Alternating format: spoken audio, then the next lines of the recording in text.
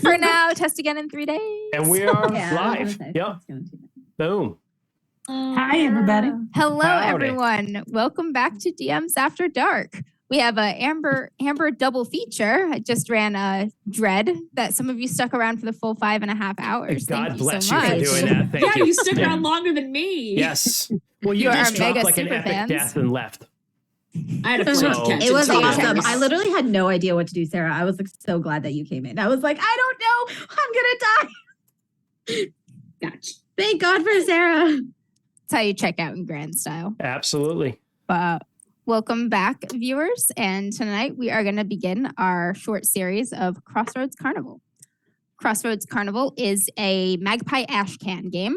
The ashcans are a series of games that are kind of like alpha games. They're very short. They're just the really, really light beginner rules. Some of them will probably be developed into fuller games eventually. Some of them may never be. But they have everything that you need to start playing. So they're alphas, so they're short and full of problems. Possibly. Recording Is in that what you're saying? progress. They could be. Yeah, it's a little more than playtest material. So it's it's early stages. It's to give you a preview of something that, if it's popular enough, could get The developed. into a full award game. was also ashcan. Yeah, it is. Yep, I the was word is a being Magpie ashcan. facetious about something else, but yes. Do these games eat Ha. chicken wings with the boys at Hooters? No, they're Magpie games, so definitely not. Okay, that's good to know. The characters might. Crossroads Carnival is by Kate Bullock. So if you like what you see here today, hoping we do it justice, show Magpie and the creator Kate some love. Yeah. Crossroads Carnival is as it sounds, it is a carnival-based game that is set in 1930s Dust Bowl America during times of extreme drought, extreme poverty, and extreme adversity. It is a dark game bordering on horror. I am running it, so a little more than bordering on horror, and has themes about the oncoming apocalypse. In our particular session, due to the improvisational nature of RPGs, it is impossible to predict everything that might come up, but I can give you a few content warnings right now that are most likely to come up. The big one of which for this particular adventure and series is violence and abuse toward children, non-sexual. And then you can also expect, general violence, themes of misogyny, body horror, Judeo-Christian religious horror, emotional violence, mental illness, things like that. As in most historical games that I run, we are hand-waving the sort of historical racism, misogyny, homophobia of the time. You may play characters of any race, gender, creed, and not experience that within the realm of the game. So we will get started. We're going to do a little bit of character creation first. Character creation for Crossroads Carnival is super simple. So we're going to create our characters collaboratively. Everybody here is playing a sideshow act in the Crossroads Carnival. It's a traveling carnival that's been touring Dust Bowl America, getting its pennies where it can, and also confronting the various darknesses that it finds in these troubled small towns. And as you will see, all of our characters are playing sideshows, which is a masquerade for the real monstrousness that they all contain. Let us get started with a brief introduction. Everybody, if you want to introduce your character's name and playbook, and then we will fill out the collaborative parts and such. I will be right back. Who's starting us off then, Amber? Christian, you're at the top of my screen. Oh, yeah, fine. Pick on me. Again, kind of aggressive, Amber. Whatever. Start with the most lich-like and then go to the least lich-like characters. It's just the oldest. Sarah will be last. Yeah, we're going to start with the oldest, go to the youngest. That's cool. That's cool. I am playing Fenemy, who is a seer. So the seers are basically fortune tellers. So how deep do you want me to go on this, Amber? Because I got some backstory here already. Go ahead and introduce your backstory, then we'll do the collaborative part. The seer is a fortune teller. They have, a mystical ability to see within people's souls or to see the future. And I'm going all in on that. I'm actually playing Fenemy, was historically the first of the oracles at Delphi, and she was believed to be the daughter of Apollo. So I am a immortal oracle from Delphi. And I am now fallen really far from grace, and I'm telling fortunes with the traveling show in Dust Bowl America. And that's my character. Fenemy. Jess, you are the next most aged and wise and wizened. Wizened. Me? I'm next. Yep, we're going oldest to youngest. Oh, Jesus. Okay. Sorry, my friend just texted me emergency, and the emergency was that the store was out of pumpkin pie. I was like, what the heck? Are they wrong though? Is your friend wrong? No, I mean, they're not not. enough It's Thanksgiving to and there's no text pumpkin me. pie. Okay, not enough to call me and then text me emergency. I thought it was an actual thing. Get apple. Oh, he's allergic to apples. Hey, Oh. first time chatter. Hello, welcome. Okay. Welcome. Welcome. Right. Retelling myself. I guess I'm the Please next hold on. oldest. Okay. Hi. My character's name is Joan. I am playing the dog faced. So she's basically like a wolf person type of situation, just very, very hairy. She's got kind of like grayish, brownish, muddied hair. She's very, very like frazzled and scruffy. She's got like a mullet. She wears like an overall with like a white t-shirt and I like like one it. sleeve off the overall. Her name is Joan. Is this Nads? No, I'm just kidding. No. She's very kind. She's super playful. She loves playing pranks on people. She's super loyal. She's all about just like being loyal to like the circus and being kind to people. And that is Joan. Did we go through the full? No, I No, didn't- we're I gonna did build. not- We're gonna build the character. We're doing brief introduction, then we're gonna build the I did character. not physically describe Fenemy, so if I could step back for a minute. Fenemy looks to be in her somewhere between like 50 and 60. But it's a very, thanks, Jess, very well-aged 50 or 60. I didn't say anything. Yes, she said, ooh, old is what you said. Okay, yeah, but like I didn't mean that. Like I said older. Older. Well, there's a reason for that historically if you want me to really get into it, but I won't. She's got like just steel gray hair. It's perfectly straight. Usually she wears it up in like her traditional like costume with a headdress. But when she's just kind of chilling and not doing a show, it's very, very straight. She's look is one of the things I chose as mystic. I wouldn't say she's beautiful, but there's something very striking and otherworldly about her. And she carries herself, well, not aloof. She's approachable, but she's also not someone who's like very down to earth. Okay, I'm done now. Kent, you are the next oldest. Hi, I'm Kent, by the way. Special guest Kent, oh, yeah, returning shit. once Oh, yeah, again. sorry. Again, yeah. Kent has been here now for the third time, so at this point, I'm like, I forget to introduce Kent. Honorary DMs After Dark member. Bench warmer DMs after dark. Yep. I am playing the strongman, Sander. He is usually dresses in as the general the standard strongman attire, like overalls, white shirt. Like he's got like the shortcut overalls. A lot of denim in this crew. Yeah. This is a I'm just Florida picturing- man. Yeah, Florida man. I'm just Joe here. picturing Paul Bunyan. I know that's not right, but that's what I'm picturing is Paul Bunyan.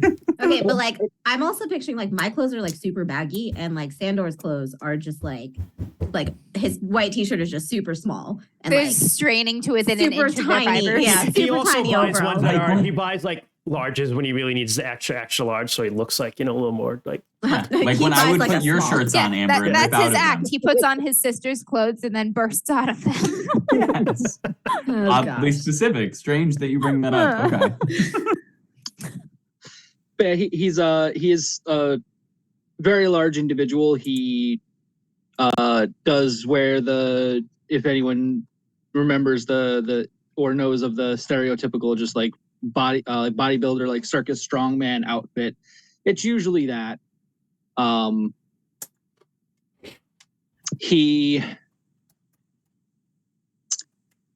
I'll leave it at looks for now. Hmm. He's about mid-20s, I'd say. Right. So just to be clear, Kent, you are a human then? Or I am a human, yes. okay. Ronnie Swolman. so Oh far. my god. If So it's like, Ken I think starts we're all pounding human. cocaine, No. When be in tonight. doubt, your special move, choke on a sweet potato, is always available. No. We need Kent for Team Wholesome. We keep losing things. No. You know, Kent Kent, is- I think actually Kent is Team Wholesome. Kent is- Yeah. We He get is. another one. Yeah. I disapprove this message. Troy, you are the I next oldest. disapprove. Too bad. I love it. All right. So my character's name is Levi. Levi is playing the geek in the carnival. Levi is a fallen angel. So he is also someone who is immortal. He was, according to Judeo-Christian religion, he was literally there when Lucifer was cast down from heaven with the rest of the angels that rebelled. He was there when that happened. And he has been around ever since. My sideshow performance is We'll get into what the are they- sideshow performances at opening scene. okay, so we Yep, won't we're actually okay. going to do them. Yeah. Okay. Yep. In that case, just to tell you a brief description of my character. So Levi is very, very tall. He's like just under 7 feet tall, but he is completely emaciated. I mean, he is like, if he were a human, he would be dead. Like he is incredibly gaunt. He has no muscle or anything except for just bone and skin on his body. You can see all of his ribs. You can see like it's bad, right? His face is incredibly gaunt. And that's kind of supposed to be a representation of the kind of how he's been cast from grace, essentially. His eyes are something that is very, that's kind of the only thing that he has that still bears any semblance of like his celestial heavenly origins. They are these radiating like gold irises that like they glow. And they're under your character creation. It has different like looks, origins, eyes, that kind of stuff. One of the words that it uses to describe is penetrating. So that's going to be kind of the eyes that Levi has. Yeah, I think that's pretty much it. Levi. And finally, the baby of the group, The baby. Sarah. Hi, I'm the baby. Dinosaurs. And tonight I'll be playing the Thinking about slutty bitch. Yeah. Yeah. So I am playing the snake dancer. Is that the specific? Snake charmer. Snake charmer. Charmer. Snake charmer, snake dancer is kind of what she does. Her name is Yeva. She is average height, but her build is very particular in that she is TNA and it's on purpose and she knows it. And What is TNA? tits and ass, Troy? Tits and ass, my Oh. man. I no, thank you for asking because I did not know Okay. either. I was trying to Really figure it didn't out. know, Jess? I Oh was my like- God. That's so funny. That's awesome. TNA all So day, Aoife, baby. got it. Aoife. No, Eva was a Eva was tall. Eva was like a Eva, Big shit Eva house. was She buff. was Yeah. buff. Eva yeah. had tits and ass, Okay. but it's because that's how big she was. Like if you know, like Zarya from Overwatch, like that's Eva. Gotcha. It was the Yeva. squats. I gotcha. Eva's like 5'5", 5'6", maybe, and then. But her build is very pristine, and she clearly, despite like the world around her, she takes very specific care of herself. Her snake's name is Mahala. Nice. She is a very large golden python. And the two are like never seen apart ever.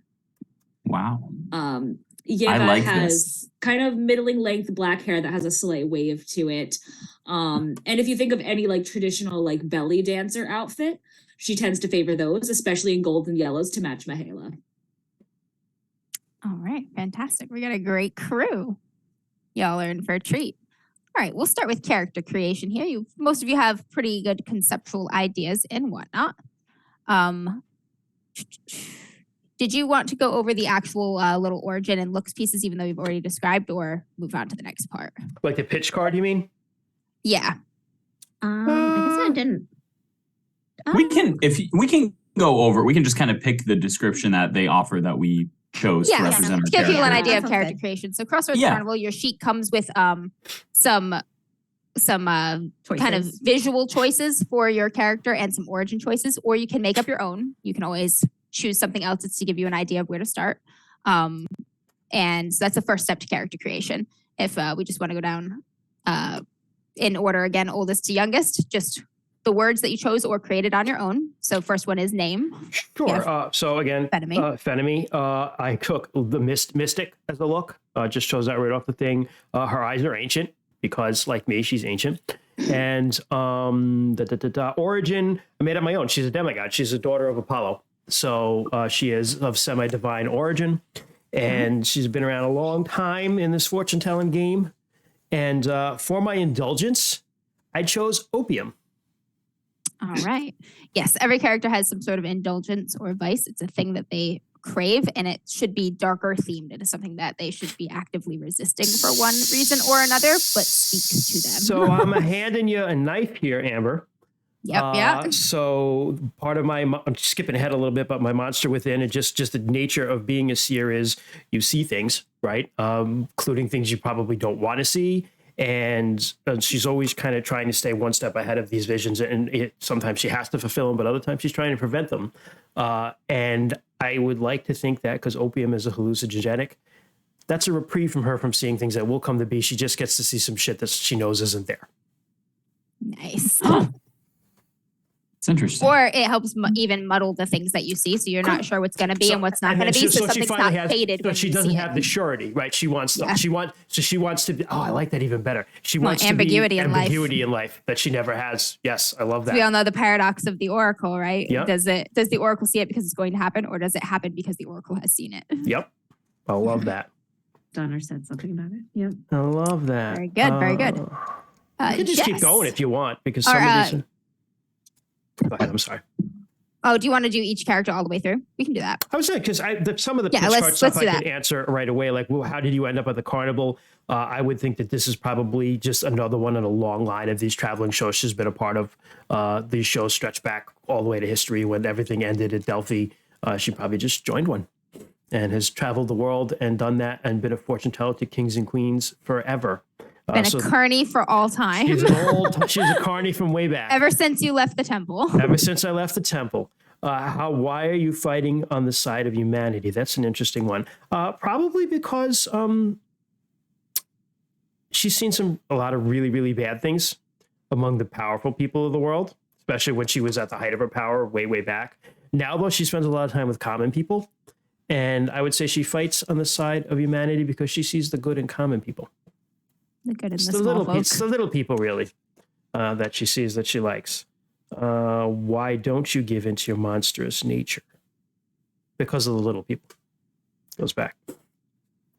What sinister destiny is trying to claim you? I had one idea here, okay? So it's the 30s. Yes, What was the question starting in 1938. So this is perfect. Okay, what sinister destiny is trying to claim? This is actually perfect then if it's 1938. Some bad stuff is happening in Germany in 1938. It's going to become very bad within the next 7 or 8 years. And those people were really, really obsessed with the occult. Yes. So I think a sinister destiny would be if they wanted her.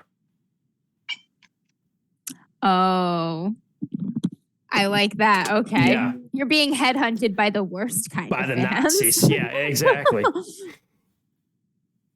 And I'm not sure about the last one, what lingering spirit haunts you and why. I have to think about It's that. got to be something from the original, something from when you still believed yourself mortal, right? It's gonna be something let me old. come back to that one then, because that Come would be back the to that. best. That would be the best. Or maybe it's like a continual vision that you can see A vision over and over the again. one vision she doesn't understand, maybe. Yeah, and it's some spirit or something that's you can't understand it yet, but it's always visiting you. You know. I'm going to That works. interrupt really quick to say thank you to the anonymous gifter who gifted 2 subs, one to me and one to my friend. Oh, nice. Super appreciate it. Thank you so much for supporting the stream. Thank you. Thank you. Much love. That's awesome. Yeah. Holy crap. Woo, woo. I like that idea, Jess. If it's cool with you, Amber, I will run with that. A unknown vision has haunted One her that you can make sense all the of. way back. Yeah, let's do down to pitch card for everyone, and then we'll do the sideshow. Yeah, that's fine. Allies and connections, so we'll all know more about each other before we choose. All right, Jess. Yeah, sure. So there's a list of names here. I also made my own name, which is Joan. I went with Scruffy for her look, gentle eyes. Origin was she was born under a full moon. And indulgence, I didn't go really, really dark for this one. I just kind of went with the theme in that she's just always hungry. And so she's always munching on something. She has a super sweet tooth, but she's always just eating something. What? You know what I'm gonna want you to eat. You already know. Oh boy. I actually Yes. don't. I'm not gonna. How can you not? Don't. Oh my God. I already know. Everybody else here knows. Kibbles and bits. Is it like Of a baby or human. something? People. I don't Yeah. know. People, Joe. People. People, Jess. The answer is always people. Chris and I Oh. are always making eat people jokes. I didn't think this would apply here. I don't You're a know. werewolf. Whatever. She's always hungry. I meant like she's chewing on a candy cane or something. I'm Yeah. hungry like the wolf. So for pitch card, how did you end up at the carnival? So this is a little bit meta, but she was born under a full moon.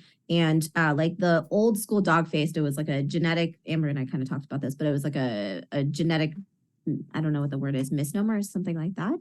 But they're Genetic born, trait. yeah, or they grow up with just like excesses of amounts of hair, like all over their body, like on their face, on their arms, all over their body. So I imagine she was born with just maybe a lot of hair right off the bat, and she like bit one of her siblings, or she bit someone, and so they dropped her off at the circus like a baby on the side of the road. Wow. So she grew up on the carnival. Oh, you were raised here. This is your family, the only one you've ever known. Correct. Yep. Aw. Why are you fighting on the side of humanity? I did the same thing kind of as Christian. It's just kind of not every stop that the carnival made, but at lots of the stops, she always just saw like a little bit of kindness that someone gave to her, or she saw that to someone else. So she believes in fighting on humanity. Why don't you give into your monstrous nature? She's not always in control when she turns into her monstrous side, and she's definitely hurt people by accident before and hurt some of her friends before, so that's why she doesn't. She tries her best not to change. What do you chase even though it will be your death? So for this, I mean, I guess it could have gone, I don't know. But when she like goes with the traveling carnival and stuff like that, she's like out here to like create this like ultimate pack. So she steals a bunch of pets from like the different towns she goes to. She liberates a bunch of pets. So she steals a bunch of people's dogs. She breaks into their homes and steals their dogs. Nice. And what does your transformation cost you each time you change? And I just went with a broken bone. So every time she changes, something ends up broken. And that's Oh, so my when you character. change back, one of the things does not change correctly and you have a broken bone. Yes. Interesting. I like it. Yep, that is All Joan. right. Kent. So I am again playing. I'm playing the strong man. I did choose Sander from the list of names that is on the list. For looks, I chose imposing. He's just a large, very strong-looking individual. He's tall, very muscular. He's built like at this time he probably should be working in a mine, but he's not doing that. Instead, he has been a strong man for most of his adult working career there, and whatnot. His for eyes, I chose painful, and I'll be getting into that with my origin. My origin is actually he's cursed by a bitter rival, and the way that I kind of went with this, because I know the with the strongman, his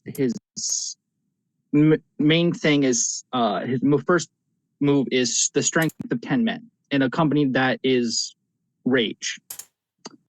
But I'm thinking that he was cursed actually by another strongman who he was always outperforming, outshowing, and the guy just got sick of it and he cursed him. And an interesting thing that he cursed him with was actually boundless natural strength. So like he was already strong to begin with, but what he cursed him with was like unrestrained. Like I can't control my own Can't strength. drink. Pick up You a can't tortilla hold chip a and cup. you like crush it to pieces. Yeah. Yeah. Oh. You crush. Take my everything you baby. touch. I'd rather not. I can't hold people. Like I accidentally break people all of the time. So like in the circus, he like does his act, but he generally stays away from other people after the fact. Gosh, never mind people. Like you probably broke all of our doors. Like going in and out of doors. Like they're all just broken. Just rips them right off the thing. He's not allowed to open doors. I'll Somebody do has it to open a again. door for him. It's kind of like one of those things where like you like at like regularly you gauge something as like, oh, this is going to be this heavy, so I need to put this much strength into it, and like you end up And flinging yours it is broken. all the His gauge is very broken. Yes. Jumps over a tiny puddle, leaves a crater. Like It's like the Hulk just like jumps over the puddle, but it's like he's Does in the that next happen with the county. Hulk? Yeah. Hulk just jumps really far. Yeah, that's his thing. So like he can't control his strength, and actually his the rage was born from that fact. The frustration. Like Interesting. not being able to control it, not being able to like be in contact with another without hurting them. His indulgence, apt for the time, is just alcohol. All right. Classic. Classic. it's almost like a little worse because like you weren't born with this, right? Like this isn't like you grew up with this life and you learned how to do it. You got cursed, so you knew what it was like before, and now you have to deal with this randomly. Is this during the Prohibition, by the way? That might be interesting. I don't know when the Prohibition was Yeah, it would be. repealed. Yeah. 38. Is that, 38? yeah. I'm pretty Prohibition. sure. Yeah, this is I'm pretty- 1938. let me think back to when I was running booze. Hold on. No. Hold on. I'll just look it up. Keep looking. In Sorry, 1938, was I- alcohol legal? Do you remember? Do you So remember? prohibition ended in December of 1933. Yeah, it was the though did 20s, actually, continue yeah. in some Okay, so- states. Yeah. 19 Legal again. That's funny, Troy, because like I think I asked the exact same question when we played this last time. Yeah, think disclaimer, they dear do. viewers, I am not a historian at all. I did a minimal amount of research for this, so I'm going to get stuff wrong. Just roll with it. Just I roll lived with it, so it's cool. Just ask me. Yeah, Christian knows. what He's- do you Village remember? And then Christian, Christian yeah. will let us know because he was there. I was. It's true. Irrefutable first person Right? accounts. All right. You Going did down your to the indulgence. pitch card. Yeah, your pitch card. So my first question on my pitch card is, how did I end up at the carnival? Yep.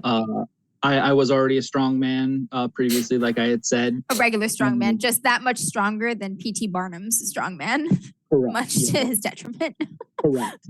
So after being cursed, I found a carnival with like not minded, but Rejects. Like the- outsiders. the fringes of society and the shadows. My next, why are you fighting on the side of humanities? I am, until very recently, I was still part of humanity. Mm. So I know that there's a darkness that kind of now I know that now there's now a darkness that there's there to fight, and I would like to protect others from Have you- that darkness. Have you perhaps not completely accepted that you are no longer welcome among humanity? A little bit for the fact, like that's again a little bit of the rage goes into there. Like he can't go into town without like breaking something, and he usually gets run out of the town for like breaking the doors, breaking, Don't worry, same. maybe accidentally killing Breaking a the horse. law. Accidentally killing a horse. Oh God. no. Why don't I give into my monstrous nature? I don't want to. I don't want to just be a mindless rage beast wandering the dust bowl of America. You already caused so much harm as like a normal person. Never mind, Exactly. like on So your it's rage just like- side. Yeah, it could be just abject terror, knowing how much damage you would do if you ever really snapped. Yeah, Yeah. Gotta stay calm. Gotta stay calm. You wouldn't like me when I'm mad. Losing I your would temper love is you a when I'm privilege mad. that you don't have. Correct. My next question is, what about your strength frightens you? And it's that like I can't be around other people. Like I'm afraid to interact with the children that would come around and be like, oh wow, you're so strong. You can you pick me up? No. No. You yeet a small child into the sun. He yeeted one child into the sun, never again. Icarus. A child's enemy knows. My child. He's with his grandpa now. That's right. Her dad. Yeah. So That's awesome. kind of going along with that is whose innocence did you destroy in your anger? Oh, did you go to? Are you on sideshow? No, I'm still on my pitch. Oh, okay. Who's innocence? Okay. Yeah, so it's like whose innocence did I destroy in my anger? It'd probably be like the first time I had really snapped. I'd got angry, like I had that rage that I couldn't control. It probably could have was probably just a spectator in the crowd, like kind of denying the fact. It's like, oh, he's not that strong. All those The weights are fake. exactly, they're just like hollow. Anyone could do it, and it kind of like struck a wrong nerve. And maybe I threw the big barbell at him. It's like, here, catch. Ooh. Didn't quite kill him, but he's not. Ooh. He wasn't quite the same after that. He's got Troy's back now.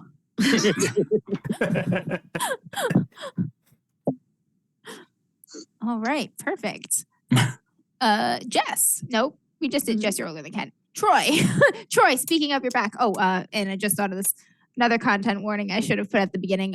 One of the huge themes of Crossroads Carnival, like as a game, is othering of all kinds. It is very much about insiders, outsiders, others being rejected from society, that sort of thing. So that will be repetitive. Troy. So as I mentioned before, I'm playing the geek. I chose my own character name, Levi, which is actually short for Leviathan. So throughout many different religions, there is the idea of like an end times, and in Judeo-Christian religion, my character is mentioned in the book of Revelations as one of the bringers of like complete catastrophic destruction on like an unprecedented level.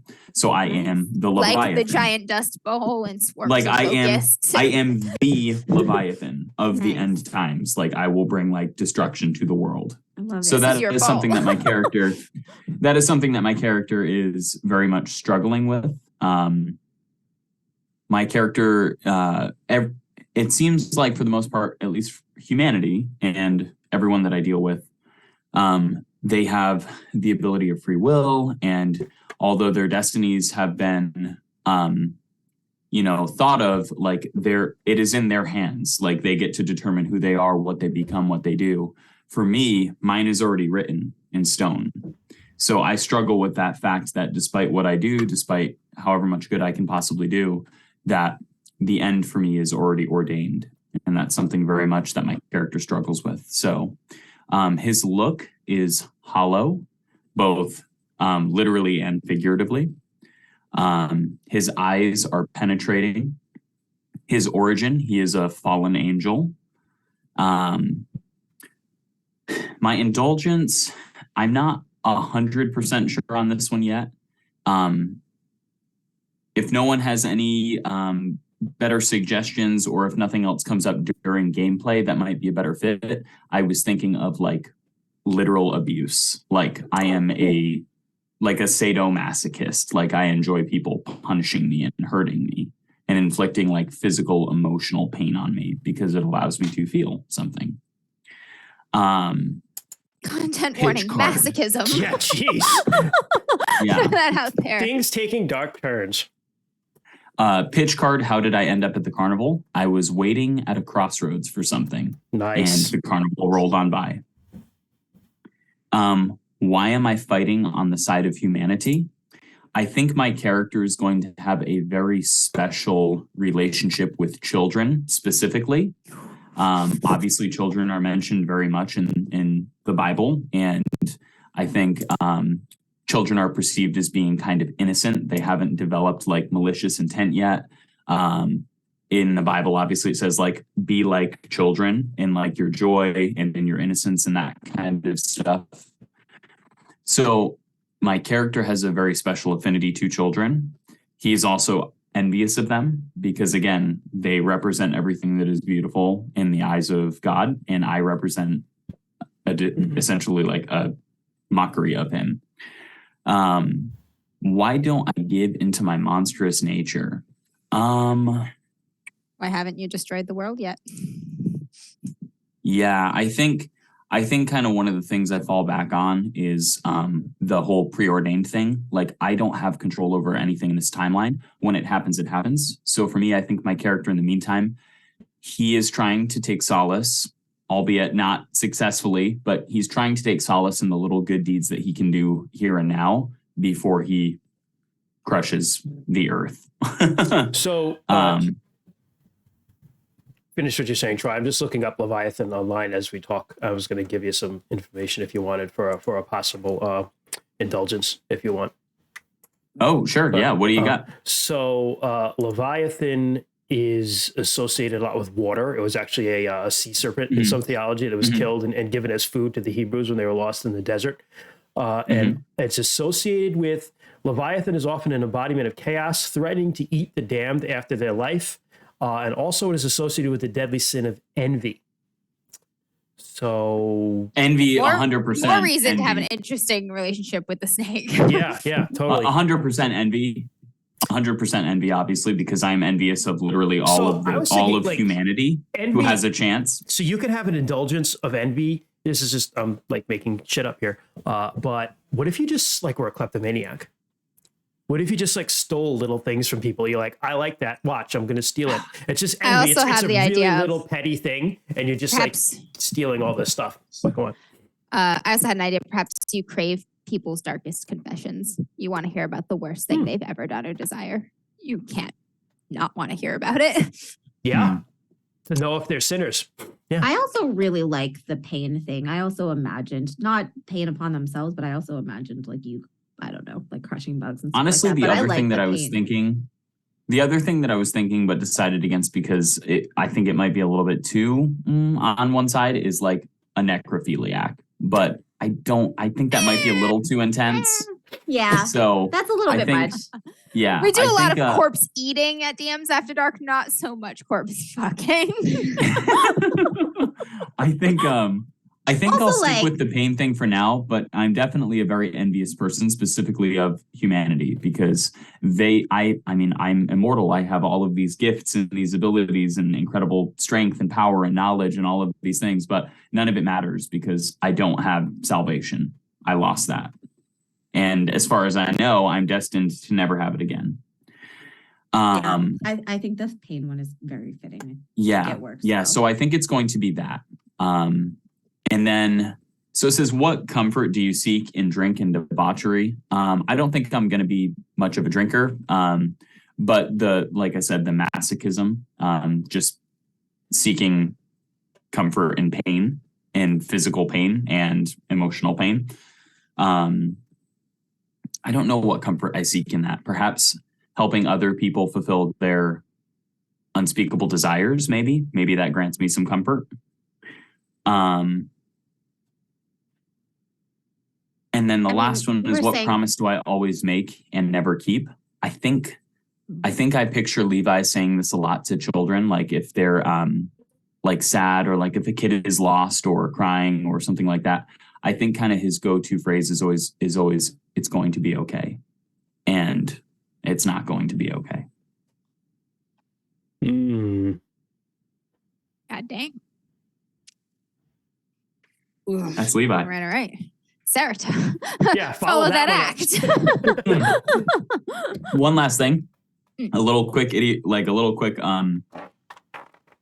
idiosyncrasy that Levi has is he oftentimes refers to people by like what they do or what they are versus their name. So I picture him calling Christian's character Seer. I picture him calling Sandor Nephilim, which biblically the Nephilim, Goliath was a Nephilim. Super fucking strong. Yeah. So they were like giant, strong people who were allegedly like offspring of fallen angels. So I call him Nephilim. And I don't call people by their names. I don't call people by their names because your name is inconsequential, but like what you do is like preordained. So yeah. That's actually one of the origins for it. Like two of the origins for strongman is a demigod and last of a giant race. Yep. There you go. I call you Nephilim. All right. So again, playing Yeva, the snake charmer, and my snake, Mahala, because my baby. For her look, I chose mysterious. She looks very out of place, very not from here. And so she's just like a little off-putting. Eyes, I took alluring. I was thinking back a lot to Bluebeard's Bride when creating Yeva, actually, with one of the questions be like, when people look in your eyes, how do they see you want them kind of deal. So she always has that like that kind of look without meaning it. Her origin, which is what sold me on the snake charmer in the first place, she is a half Gorgon. You and Fenemy have something in common. What's that? Oh, yeah. You and Fenemy have something in common. Descendants of, Similar roots. Yep. Yes. I don't think she's a descendant of Medusa, but I think she's a descendant of one of her sisters. Those roots go deep and far back. Yes. And indulgence was the main thing I was struggling with for her. I thought of a couple different things. One of them I thought was like maybe like stick and poke tattoos or like, because it's like the fangs or whatever, but I'm like, I wasn't sure if that was right. Like I'm really having a hard time with figuring out her indulgence. What about Crushing taking advantage men. of others? Crushing men. Just crushing men. Just ruining men. You are her Gorgon. Equal to your snake. I just picture her like shoveling like a dead person into the snake's mouth. Well, let me do my pitch card and then we'll come back to Okay. indulgence because I think that might help me generate more ideas. How did you end up at the carnival? I think she's been going from place to place, hiding out different places where she can, and she saw it as a way for her to hide and survive, while also and also to protect Mahala. Mahala is like the one being that she actually cares about other than herself. Or at least that's what she says. Doesn't know if that's true. And the one being she recognizes she cares about other than herself. Yes. Yeah. So she just found it and joined in. Why are you fighting on the side of humanity? She thinks humans are fun. They're interesting. Not ready for the game to be over. Yes. And she's not like a fan of humans, but they're like cute little things and she likes to play with them. Ooh. I think taking advantage of people could be a great advice for you. Yeah, taking advantage. They're your playthings. Yeah. That's fucking 100%, Sarah. Like Why- I fucked with them because I could. Yeah. Why don't you give it to your monstrous nature? She wants to survive. She knows what happens to Gorgons when they give in to their monstrous nature. They die Fuck and get Perseus. killed by men. Yeah. And that is the last thing she wants is for a man to have a one-up on her. What makes your cold blood run hot no matter how much you resist? I need a clarification on the wording for that. I also did, yeah. I remember that one. What does that mean? I I'm gonna let that up to you. It can be run hot with like passion or like lust or desire, or it can be run hot with rage. That's also whichever or with way you wish to spice interpret on the that. Scoville unit. Whichever one is more interesting to you. I think for Yeva, passion is the most interesting.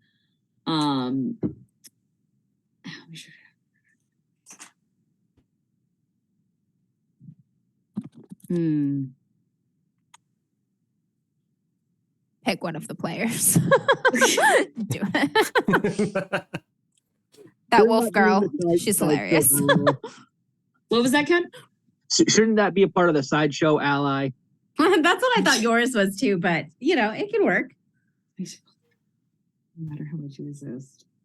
You can also make up an NPC if you wish to, like in the carnival. It also doesn't have to be a person, right? It can be like an abstract thing. Fashion, Prada, can't resist. Fashion. I think it's just like things she can't have. Okay, so the unobtainable. Yeah, she wants things that she can't have. Whatever looks like the thing that you are least deserving of touching or able to have, you want. That's what she wants. Yes, I love it. That's really cool. What or who has your snake killed that you're keeping hidden? Laying that body down, you're like, open your mouth, Mahala, and you just have like an oar, and you're like, Whoa. I kind of want it to be one of the former sideshow acts. Ooh, nice, Mm. nice. There was someone just ran off. Yeah, there was someone that just disappeared in the night randomly, and no one knows what happens. But Mahala was really sluggish the next few days, and no one knows why. Carnival folk run away. That's what they do. Yeah. But yeah, so then I'll say taking advantage of others is definitely that'll be her indulgence. I was gonna say, honestly, Christian's klepto idea sounds like it would fit you really well too. Oh, that's true. Stealing valuables, maybe. Yeah, that's rolled into taking advantage of. Like if you see something you can take, or get somebody to give, even though that they shouldn't. Because it's probably like a combination of if you could get someone to give it to you, that's great. Yeah. But like I don't need this at all, but it's very important to them. I bet I could get them to give it to me. Yep. Yes. But yeah, that is Yeva. Nice. All right, perfect. We're gonna head to the sideshow alley here. This is where we do the sort of bonds between characters. Start at the top again, Christian.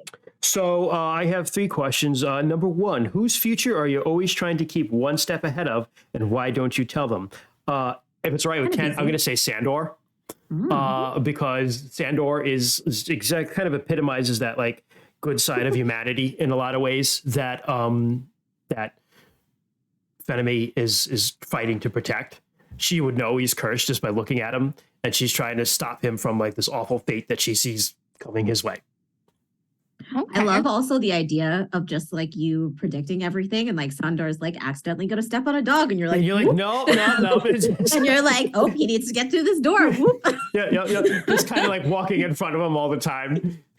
Just the way it's worded too, like just always moving one step people ahead. out of the way. You're like a child's ball comes bouncing toward, and you're just like, boop. Back that way. Second question. So if that's cool with you, well, I'll go with Sandor. Yep. Who comforts you when the darkness of your visions leaves you fearful and sleepless? Yeva, you're my girl. Really? Okay. Greek. Yeah. And we go way Greek back. orange. And fun history fact, because I was there and I know this, the title for the Oracle of Delphi was Pythia, which is also the root word for Python. Snakes were very heavily part of Greek mythology as far as mystic guardians of temples and things like that. So I was actually called a Python once. We got a lot of snake among 3 characters here. I love it. So yeah, like we got the Greek stuff. We go way back. So, we can swap stories of the olden days. They have gossip sessions in ancient Greek, so nobody else knows what's going on. And last but not least, this one fits too perfectly. Who has a malicious spirit following them, and why are you helping the spirit? Levi. Ooh. I know what you are. And why are you helping the spirit? And I'm helping the spirit because I know what you are. Fair. Because it would be very apparent to her that you don't have a future. Right? or you have a very set one, right? Because Yeah. if you're looking at histories of people, any oracle will tell you, like, a lot of it depends on different things. But I look at you and you're just like, this is the direction things are going. And I know I might not know what you are for sure, but I know something's very, very wrong, and I don't like you. That's fair. Yeah.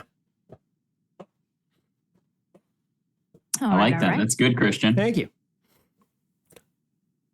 God, I just want to give a shout out again to Magpie Games. Magpie makes great shit. They really do. This is a phenomenal component of character creation. This is what creates incredible campaigns. These connections to one another. Yep. You can have a game in a different setting, let's say hypothetically D&D, right? Where everyone is all about themselves. Like, I make a character, I have this whole backstory, and it literally involves none of you. So we all meet in a tavern, and here's a fucking poster saying, go get these goblins. Hey, you want to get these goblins with me? Cool, let's go.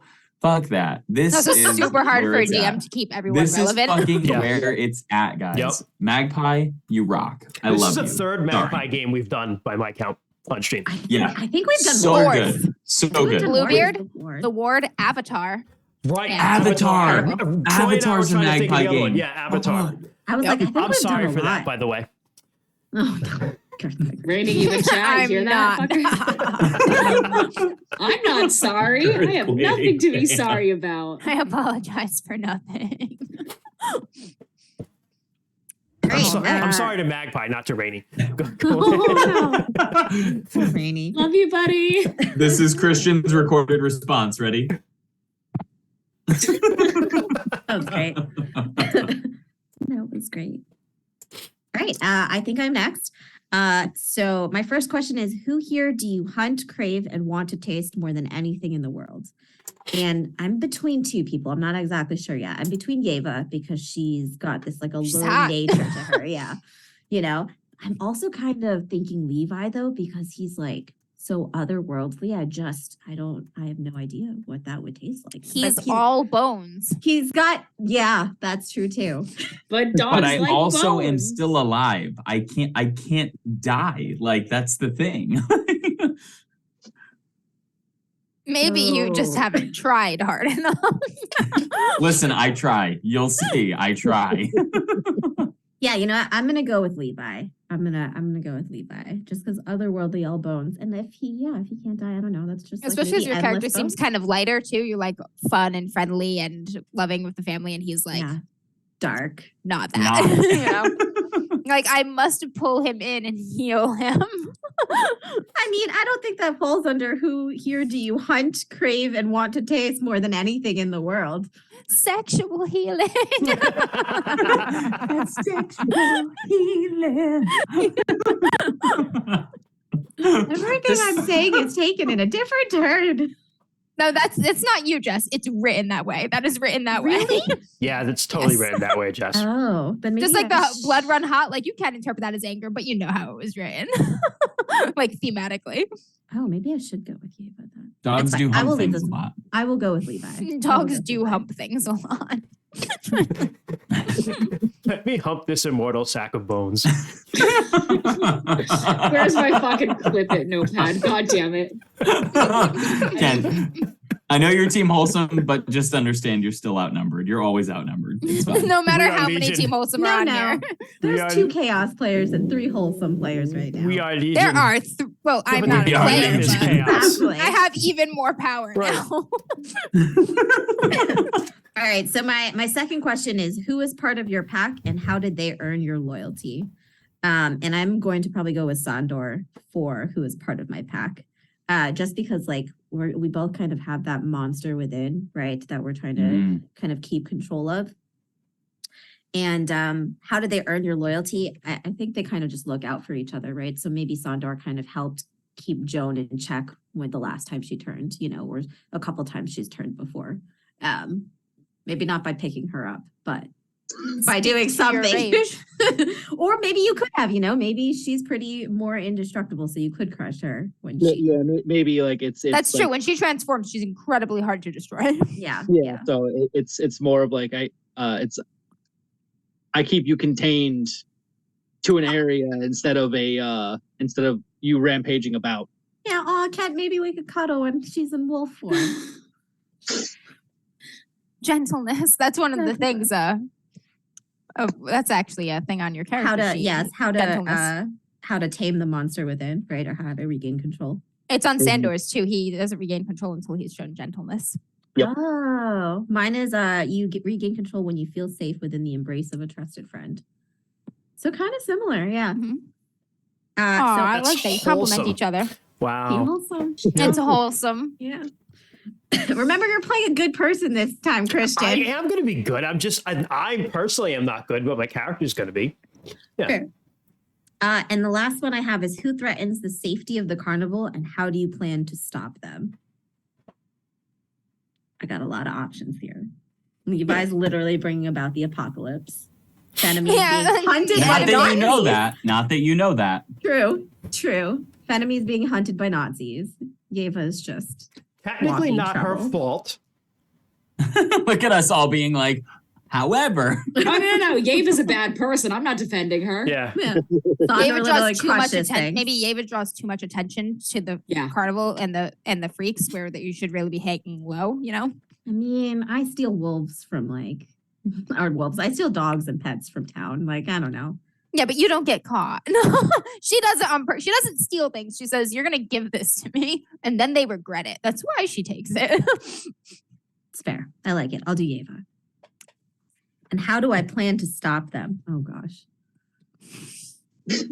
I'm gonna bark really loudly whenever they're up to something. Bark, bark, bark. Like a little alarm clock. Maybe I will steal the things that she steals and puts them back. Reverse pickpocketing. the preacher's son. You're like, just take it out of her bed and put it back. You're like, oh God, we gotta get rid of this. Yeah, maybe that's what I'll come up with now. I'll ponder on that one. The preacher's son. All right, Ken. So, my first question is who do you view as yours, and how do you show them? Possessiveness. Ooh. That's classic Magpie question right there. You're like, this is fucked up the more I look at it. Yeah, Which is hard for Ken as a wholesome character to say It's this, but it's also the fact that I'm also distancing myself from others in fear of hurting them. So having someone that I want and want to be with, be by something. It is very out of the way question for the character. You're in constant conflict. You want to be with this person, you know you can't, but you can't stop chasing everyone else away from them.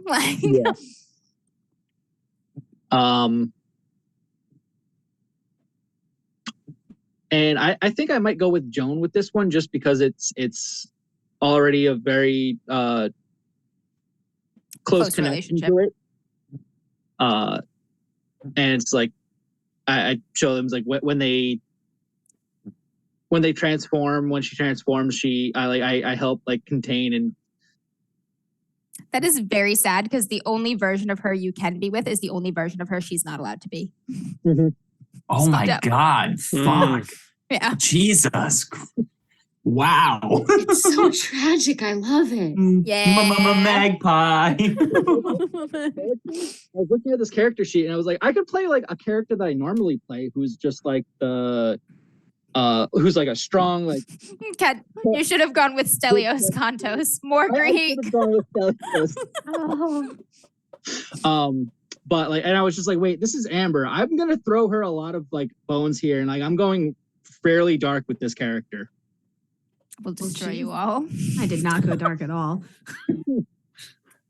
I wanted to do something from my first actually interactive game besides Dread, where I did literally nothing. Don't worry, Jess. If you don't wake up covered in blood with hair between your teeth at least once, I'm not doing my job right. It's true, Ken. This is your first on-screen full thing. With Dread, I literally did not make a single pull the entire game, except for I didn't make a single pull. Just retentioning. Yeah. I was very I took a very backstage. Gotcha. No worries. This is your comeback story. But my second question is, who did you last put in their place, and how bad was the damage? Ooh. Yeah, Levi. Levi.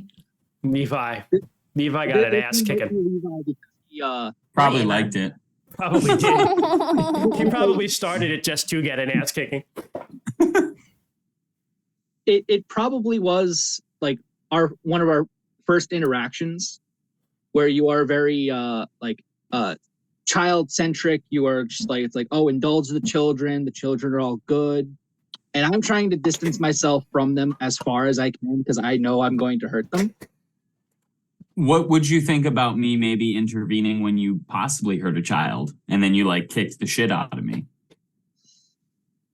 That would be a good This is up to you. I'm just posing an option. I'm gonna stop bringing these fucking kids around here. Honestly, Yeva's a good choice too because she's like full of trouble. Super troublesome. It's up to you, Ken. I'm just keep going. posing some options. Whatever you choose, I'm happy with. So Yeah. But It could have also been a blind rage moment. Yeah, like it could I could see it being Levi, like me kind of like being not like super harsh to the children, but like he takes it the wrong way. Like my tone, I'm trying to like distance myself, kids go away, like I don't have time. You were like scaring some kids away because they can't be here or they're gonna get hurt. And then Correct. Levi was And like, Levi took the it the wrong fuck, dude. way. And you were like, the fuck, dude. Yeah. I like that. That works. Nice. All right.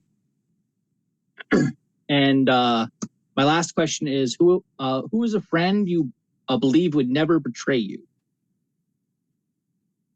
Now, this one could go a few ways where it's just like, it's like a blind trust type of thing. Yeva's manipulated you I so feel like well. that You fits well actually with your believe character. she's the one who will never betray you. Joan is the obvious answer, but it doesn't have to all be Joan. Yeah, I would say probably not me. I was thinking either Yeva or Phenom. Fenemy. Fenemy. Should probably do a Phonetic note. Yeah.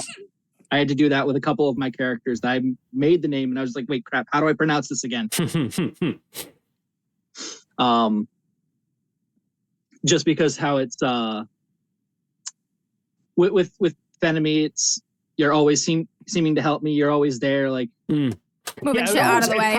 Probably almost is like a mother-son relationship, if that's the way you want to go with that, because she's old. You remember Hercules and Right. Achilles. I'm like, You remember I used these to have guys. to do this for Hercules all the time. I think there's something in Fenemy, if that's the way you want to go, that would react to him that way. I probably never had a chance to have children of her own because that was part of the deal, being the Oracle, is you gave up all otherworldly attachments. So. So yeah, I'll go with Fenemy. Cool. It's I very much like the idea. It's like a mother-son type of thing. Like I always see you helping me out. Like I'm not quite sure the reason, but you're always there. I kind of took it as again, it could be like that blind trust where it's just like oh they're kind of always looking out for me. Cool. I like it. Yeah. If I could cut in really quick, just to go back, I just had like a random idea. Sarah, how do you feel if, for my question, who threatens the safety of the carnival and how do you plan to stop them? How do you feel about if maybe Joan is suspicious of what you did to like a former sideshow person, that she might think that it's you, and she and her dogs are maybe out to either kill your snake or mess with your snake or just very suspicious of your snake? Yeah, I'm totally down with that. You're planning to get rid of that thing, Yeah. one way or another. Yeah. I like this dog versus snake thing, kind of. Okay. You're like, I put like snake it. in bag, puts bag in river. It's a dust bowl. Where's the river? Put snake in dust. Nice. Okay. I'm going to do that. Thanks. Hell yeah. I don't know if it'll come up. Content warning, maybe violence toward animals. Violence towards snakes. Maybe. Content warning, a very violent animal. Mahela is just a Yeah. Yes, by Yeah. content with giant snakes. Like Mahela's lost a as lot big of of a bitch dogs, as maybe. Yeva is. she's a spicy bitch. Spicy. Syllables. Okay. Sorry. Continue. All right. Troy. Okay, so Sideshow Alley. Who supplies you with your choice of sustenance and how do you repay them? I would very much like for this to be Yeva. I think we decided that Yeva likes manipulating people and kind of taking advantage of them. Yeah. I think I come to you for punishment. Yeah. But on the same token though, if it's okay with you, I feel like it makes you feel you don't get anything from it. In fact, maybe you dislike it for some reason because it's so different than what you typically get from people.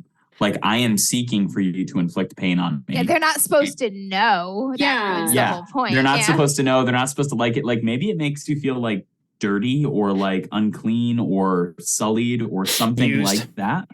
Yeah, you're used. performing a service for someone. Yeah, instead of maybe it taking makes you advantage feel of them. used, possibly. I'll let you think about that, Sarah, but I 100% would like for that to be you. Yeah. I also love your snake. Like, and I think if it's okay with you, I think maybe your snake has a good relationship with me. I don't know.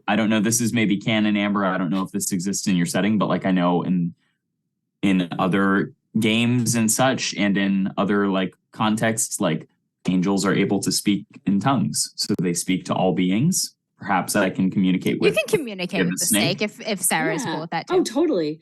No, as Maybe soon you as- call the snake Lightbringer. No, I call Hmm. the snake Najash. So Najash is an Old Testament reference to the serpent in the Garden of Eden, which is like the most fucking Hello, Tempter. one of the most, Yeah. I guess, like iconic beings. So I call her Snake Najash. I like it. I like all Yeah. the snake stuff. No, I think Yeva and Levi have a weird fucked up And now Jess is relationship involved in in a Yeah, the way. snake dude. too. Everything hinges on snake. Sarah, I'm And all we have about a it. If snake you're okay on with our doing that, overlay. I'm all Like how about it. perfect was that? Totally. Oh, do we? That's awesome. Yes, we do. Yeah, it's the So Ouroboros. Ouroboros. Ah, yes. The Ouroboros is That is back. perfect. Didn't we have that before? I don't Did we remember. have that before or something? I don't know. I Maybe. feel like we did. Fuck. Maybe we did for Invisible It does Sun. eternally recur, so we might have. My next one is who have you seen at their worst and how did you comfort them? And I am honestly, I am dead split between Joan and Sandor for two different reasons. Number one, Joan is very similar to me in the sense that she is not in control of so much in her life. Just like my deeds, according to me, my actions are almost irrelevant because the end is determined for me. So I'm not really in control of my destiny. And Joan also is not to a certain extent. The reason why I'm kind of leaning towards Sandor is because he is the most humane out of all of us. He is a human. He is someone that is still like subjected to the grace of God. Like you can be saved, you can receive salvation and you've been cursed. And I can empathize with that. So I am dead split between the two. If you guys have any input. Well, I- read your second one too, because if one's going to be one and then one's going to be the other, that would be interesting in deciding. But Well, my third one's Christian's character. okay, I think Sandor kind of fits thematically from what like you've been describing. Like The I guess closest. I like the relationship with his humanity yeah, specifically. yeah. I was gonna say like the loss of control for sure fits too, but I think like humanity is a big theme and like feeling and connecting. He is the with only people. child here who is made in God's image. God, who you Yeah. are so far from. So I guess just to hop back real quick to the first one, which was who supplies you with your choice of sustenance? Yeva supplies me with my pain. Choice of pain. And how She's do like, I I'm pay gonna say them? something that fucks you up. So Yeva, how do I pay you for your services? I'm your only paying customer. Yeah, so I you know. need to get something out of it. It's not the satisfaction you usually get out of manipulating people. So what Right. else is it? Right. Especially if it's something that makes you feel used or dirty or something like that. Like, what do I give you? Do something with like his weird, maybe his blood does something, right? Maybe his otherworldly blood. Hmm. Maybe that's more of an oracle thing, but Is it possible that the pain that I inflict on myself is like so profound that you're trying to learn from it to like inflict that on others? Maybe, I don't know. I want. Or I could it wonder be if snake related? like I'm almost either I'm thinking either like bringing her luxury goods. Okay. To add to her nest, because I imagine her room is basically a big old snake nest. Ooh, I got an idea. Or A viper's den. Ooh, basically, or if he brings her, I'm gonna put this lightly, if he brings her implements of torture that he wants used on himself, she gets to keep them to use on her people. Oh, wow, that's wild. So he provides her with new methods of. Because you're half Gorgon, do you have another face that cannot be looked upon, I think so. except perhaps by an indestructible being? Oh, shit, maybe I let you do that, He will, yeah, and in return, he sees you. Christian. Christian typed in the chat, I found this ball gag, Yeva. Hey, the chat is for paying patrons only.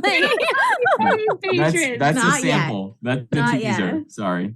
We have Twitch subs.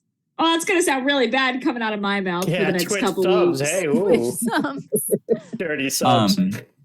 So But I'll yeah, leave that so one up to you, Yeva. I'm gonna. Would be okay if we mixed like she actually gets to torture someone using her true face, and he like brings little offerings.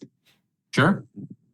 That's Yep, really I'm okay awesome. with that. Cool. A gift to bestow upon your hideous glory. Like- Yes. Cool. I like that. Yeah. So the second part of the second question was, who have you seen at their worst and how did you comfort them? So it was Sandor, or Nephilim, as I call him. And how did I comfort him? I like to think that maybe seeing him at his worst was after he like raged and like beat the shit out of me. Maybe after he kicked the shit out of me, I held him like a child in my arms and like told him it was going to be okay, which is a lot. Oh my God, you've never been held. You are held so rarely, my dude. It is very true. Right? Would that be okay with you, Ken? Like, as I'm like fucking beaten and broken and battered, I just like crawl over to you and you're like exhausted and I'm like, it's going to be okay. Like, and just hold you, just embrace you. Yeah, I'm fine with that because it's one of the things with the strong man, like Amber said, is like one of the things that I regain control is You're shown gentleness. showing gentleness. That's amazing, Sarah. Fuck. yeah, so cool. That's so good. Sorry, I didn't want to I'll pop it in chat when I So good, Sarah. Pinterest did me good and found me exactly what I pictured for Yeva. I think that's So, also. I think it's a Burmese python. That is Yellow what one. her Albino baby girl one. looks like. And then the last.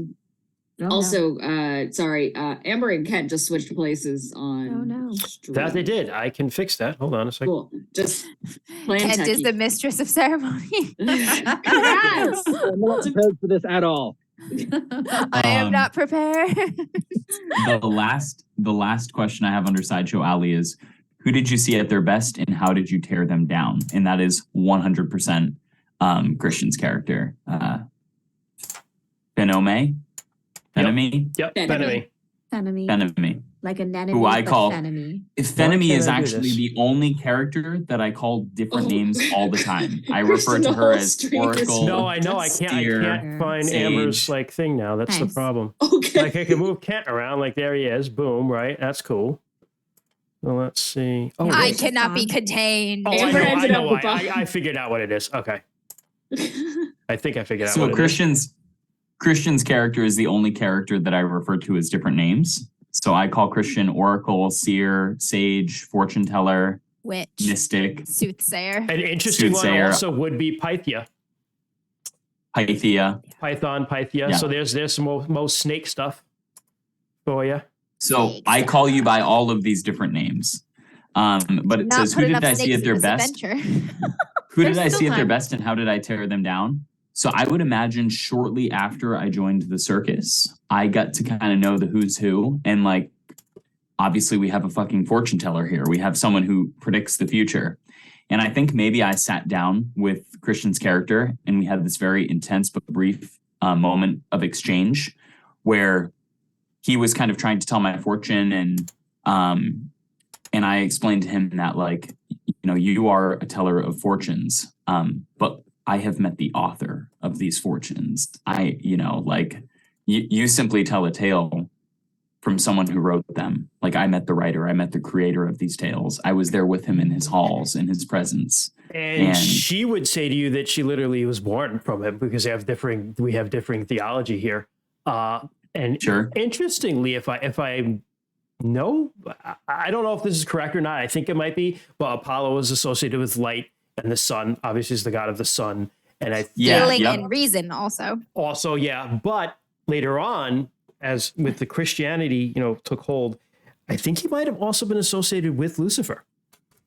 As Lucifer being the angel I guess of light. that I'm not sure on. Yeah, I don't know that I'm not either, sure on that. but like that could be like, I think there might be something there. I'm not sure.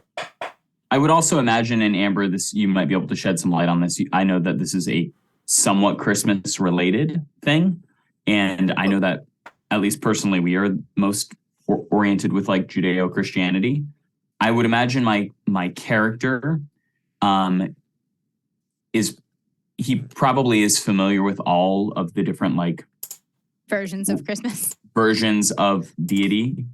And he probably just, this entity goes by many names, right? Like, you know him as Zeus. I know him as this. Right. Abba, you know him as this. You know him as this, right? So, you call him Odin, you call him this, but he's the same being. That would probably be my character's understanding. Take on it. My character's take on it. Whether that's true or not is whoever, whatever. No, that's fine. I like that. I like that a lot. And that also, I think that last one plays in well with your character's relationship to me. I'm the one that you are like not sure on. Like I just don't sit well with you, So, yeah, that's what I have for that. Like it. I like it. And All right, Ava. Sarah. All right. So these are some fun ones. And luckily I'm last, so I actually had a lot of time to think about it. So who acts as though they own you and how do you show them they don't? So this one was probably the hardest one for me to decide on. And I'm actually going to go with Joan because It's like, you're part of my pack. And you're like, bitch, I'm not anything of yours. and she's been, I think Joan's been here for a long time, right? Yeah, I was born in the carnival. She Yeah. was born here. So she's Oh, got, shit. she's Or I got grew up in the carnival. Basically, Yes. baby in a basket. Yeah. And so she's been here longer than Yeva. And she's constantly trying to correct Yeva's behavior. And so Yeva just constantly fucks with her right back. She'll steal her stuff. She'll let some of the dogs loose that she stole. She's My just dogs and her snake are just constantly fighting. it's dogs versus snake. Like it's this whole Bark. thing. Yeah. So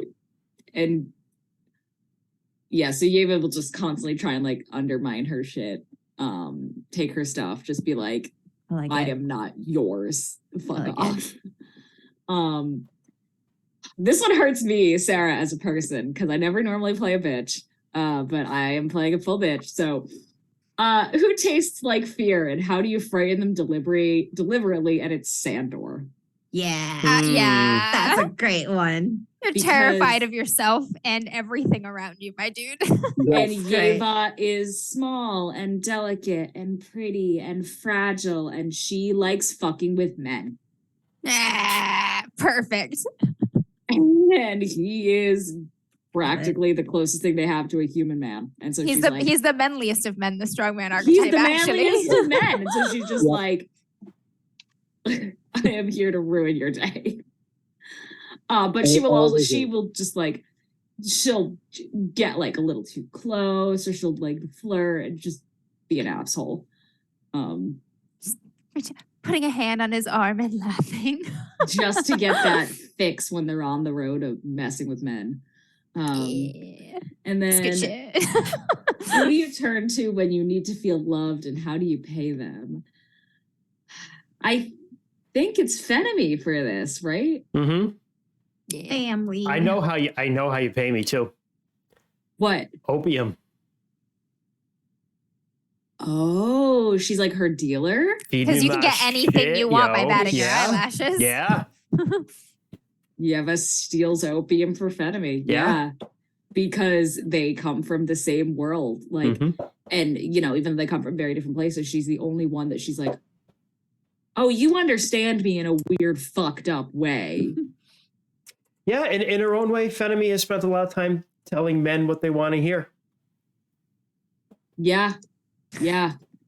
You're like, okay, my dude, Lord Highness Prince, sir. Here Right. you go. Enjoy. You will destroy an Enjoy empire. your mom. Right. Aw. Enjoy your mom. Yes. Aw. Oh, new canon. Fenemy was that bitch. Yeah. Fenemy was that bitch. Yeah. Enjoy your mom. But yeah, those are. I had a lot of time to think, so this is real easy. All right. Fantastic. We've got a great crew here. And we'll get into the game now, starting with our opening scene. So the Crossroads Carnival is run by a ringmaster. This has been the same ringmaster that, Joan, you've been here the longest. Wayland Price was the ringmaster when you were dropped off in a basket and is still the ringmaster now. He's an older gentleman, maybe in his 50s. He treats his folks very fairly. You're all paid fair wages. He mediates it between disputes among you, tries to help keep the peace, offers guidance when he can. You all have a relatively benign or helpful relationship with him. He knows most of your secrets, what you are, and those of you who have not come out and straight told him, you suspect he knows more than he should. But he decides where the carnival goes, does all the organizing and managing, talks to the local authorities and what's not to arrange proper permissions and permits to set up here and there, deals with all of that stuff, keeps people organized, keeps people on task. You were supposed to be in a much larger city by now. It is the end of December. It's very close to Christmas. A couple days or less away, depending on how long this takes. Christmas will arrive at the most opportune moment. It's very close to Christmas, let us say. So December, you are in Oklahoma, the Panhandle. You're supposed to be God. Panhandle, Oklahoma. You were supposed to be in a much larger city by now, especially for the holidays, to make bank on that. But a series of unfortunate events and delays has occurred. And you find yourselves basically in the middle of nowhere. If you want to make any money off of the holidays, you have to just find some sort of civilization and set up shop and just get whatever you can. Despite all of your fantastic and freakish origins and abilities, yes, most of you still need to eat. The carnival has to feed its people. Repairs need to be made. Petrol needs to be bought. So that puts you in the small town of 300 souls named Silence, Oklahoma. Oh, fuck me. You find yourselves parked outside of Silence, Oklahoma. Like I said, very small town, 300 people. This is 1938. We're in the middle of the Dust Bowl in the Panhandle of Oklahoma, which is one of the worst hit places ever. You've been touring this area for years, and you've seen a grueling amount of poverty and human suffering and despair on your journeys through these Great Plains states. Everywhere you go, there is the relentless dust getting into everything. The brown pneumonia, people literally starving to death, lack of work, and all of the various vices and kind of depravity and wickedness that people stoop to when they're desperate. That is very familiar to you all by now. So the thing that strikes you about Silence, Oklahoma, as the circus is pulling up and setting up shop, is that it's better off than anything you've seen in a long time. By no means are these folks rich or anything, but you're looking around, the cheekbones aren't as sharp as you're used to seeing them. There are more children. And part of that might be due to the the fact that there is a large stretch of shelter belt that has been planted and grown around this village. The shelter belt is one of the largest, I think, environmental efforts ever made in the States during the Dust Bowl. President Roosevelt put a bunch of funds and effort into planting trees in the Great Plains in strategic areas to help break the wind and prevent the erosion of topsoil. And you've seen bits and pieces of shelter belt here and there. It started in 35, so it's not very big in most places. That's the second thing that strikes you about Silence, Oklahoma, is how thick and large the shelter belt forest at the edge of it is. It seems impossibly large and lush for only being 3 years old in theory. And it's thriving quite well. The air is a little bit cooler here. It's December, it's cold. There's a little bit more moisture in the air, let's say. The wind is a little bit less harsh. You've been traveling through the plains in December. The wind is vicious enough and dusty enough to like strip the flesh from your bones, basically. It sucks the moisture out of your eyeballs. It's horrible. It's a little less that here. It's a little more comfortable. And the village is in a little bit better repair than you see. It's not quite as battered, not quite as broken down. You pass several farmsteads on the way toward town, and you see there's some plants actually growing in some of those farm beds. Not something you're used to seeing. So you do set up just outside of the sort of main drag in Silence, Oklahoma. It is your classic one road town. Main road goes right through it. You see a couple buildings of note. You see the steeple of the church. There's a church in every one of these little towns. And there's lots and lots of open and rolling land for you to pitch your circus. So Wayland picks a spot, has you guys break down and start setting up in time to put on a show that evening.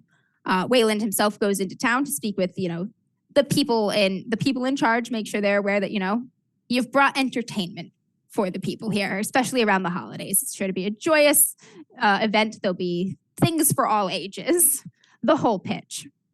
And by the time he gets back, it is green lights for you to go. So you've all done this a million times, and you're not the only staff in the circus. You're the staff of the sideshow. So there's also, typical three-ring circus act. There are clowns, there are jugglers, there are fire breathers, there are sword eaters, there are animal bits, all kinds of stuff. And you're familiar with all of these folks, though also pushed to the fringes of the circus folk in your own ways. But you're very busy. Things are almost set up for showtime. Sun goes down real early this time of year.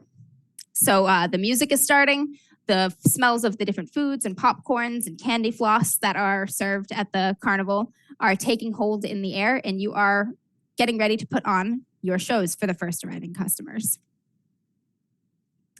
If there's anything you wish to do pre-showtime, you may do so now. This is kind of the last little bit of lull before the storm. You said there was a church in town? There's a church in every one of these towns. Yes, you can see the steeple from here. It's sort of the tallest point in the town. I think pre-performance, Levi will go to the church. Do you visit all the churches in the towns that you stop by? Not all of them, but definitely probably more often than not. More often than not. Are you taking anyone with you? Or is anyone following him against his will? I would say I probably wouldn't deliberately take anyone with me, but someone is more than welcome to follow if they want. No, I think I'll miss that one. Too busy. Yeah. All right, Levi. You are on your own as you stroll into town for the church. There's a lot of people out and about. By a lot of people for a town of 300. They're mostly keeping an eye on the circus. Like a ton of vehicles just pulled up. There are bright fabrics and lights and construction sounds and smells, and people are just all rubbernecking around town at the edges of town on the main drag through windows and stuff like that. So when you come walking into town down the main road, you are noticed. Levi walks, he's incredibly tall, but he does walk hunched over, and he wears very loose-fitting clothing to try to kind of conceal his very stark and startling appearance. think like thick black like overcoat, maybe a hat that he wears low, Big kind floppy of cover hat. his face. Yeah. I'm making my way towards the church, disinterested with the folks that are about town, trying to be unknown. In fact, one of the things in my character sheet, it's called shameless. It says when I hide from my betters in plain sight, which I would argue any human is my better. They all can, for sure. Consider themselves Roll your betters. plus guile. On a hit, you remain unnoticed, quietly observing. And then it just says ask the MC one revealing question about the scene you observe. Pressing any further will reveal your presence. On a 10 plus, you may ask a follow-up question about the scene or the people in it. On a miss, you're discovered at the worst possible moment. Would you like me to make a roll on that? Do you want to enter the church and be unobserved in the back of the pews? My hope was that the church would be unoccupied, but if it is occupied, then yes, I would like to remain unobserved. So Go ahead and give it a roll. okay. So it's roll plus guile, which I have a +1 to guile. Yep.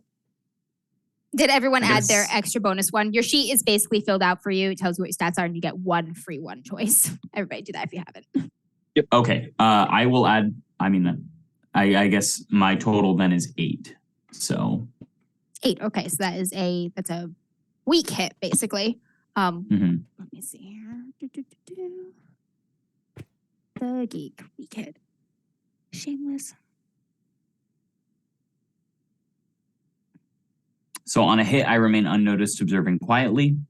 Ask the MC one revealing question about the scene I observe. Yep, and then you can get a follow-up on a 10 hit. All right, so you slip into the church. It is a small town church. The first room you enter is the main room with all of the pews, the altar up front. There are a few very dirty stained glass windows, caked with all of the dust and whatnot from the outside. Even Silence, Oklahoma is not spared from the dust at all times. And the floors are weathered, really scratched up. All the gloss has long since been scraped off of them by feet just trotting abrasive dust for years. But you slide into one of the pews quietly, unnoticed, and in the church, you're not alone. There is a boy, probably 12, 13 years old, and he's up front by the altar cleaning. He's sweeping the floors. He's got like a mop and a bucket. He's down there scrubbing it as well. And from one of the little back rooms, the rectory or something, you can hear the occasional quiet laughter of another child. Okay. This is not something that comes into play right now and perhaps might never in the game, but could we have a little cannon where, for whatever reason, any church door is always unlocked for Levi? He's always able to get into a church. I feel like that's just such an irony. That would be really cool. Yeah, that's fair. Most church doors are unlocked unless something terrible is happening outside. So Sure. So I walk into the church and I notice the laughter coming from the back. I kind of disregard it, but I do see the boy that's cleaning up front. And I very slowly but deliberately walk straight up to the very front of the church towards the altar. And I pause for a moment and I look to the boy. And I kind of, I get low. I get down on my knees to kind of be at level with the boy. And I look at the boy and I say, son. he jolts. He's startled by you. I look at him and I say, do not be afraid. Would you mind praying with me? I can get Father Joseph. No, that's okay. The Lord says wherever 2 or more are gathered, he is there in our presence. He looks hesitant. Almost like a cornered animal kind of look. A little bit frightened, a little bit flighty, but he squeezes the sponge in his hand really tightly, and you can hear like the water dripping onto the floorboards. And then he bows his head and he starts the Lord's Prayer. When he does that, I just say, close your eyes and keep them closed. And I wait for just a moment to make sure he is closing his eyes. Does so. Yep. Okay. Well, when that happens, standing before the altar, I take my hat off and I doff like the heavy overcoat that I'm wearing. And at that moment in time, I'm just bare. My torso is bare. I have no shirt or anything on. And I just stand in front of the altar and I just have my eyes lifted up at whatever, whether it's a crucifix or a cross or something like that.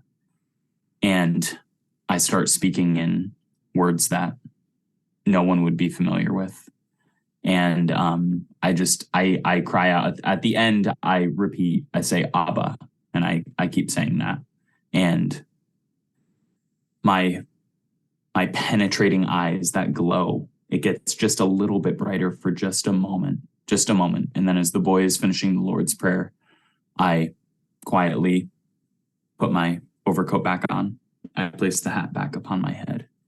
And I look to the boy and I say amen with him in, You hear a in accordance.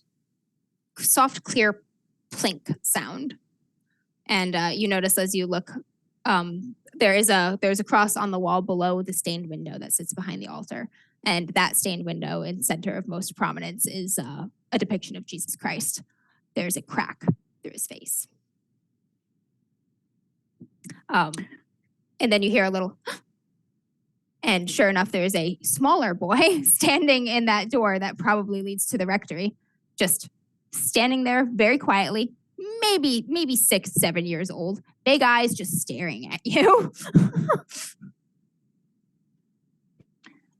When we finish the prayer, I look to the boy and I say, go forth and have no fear, for our Heavenly Father watches over you.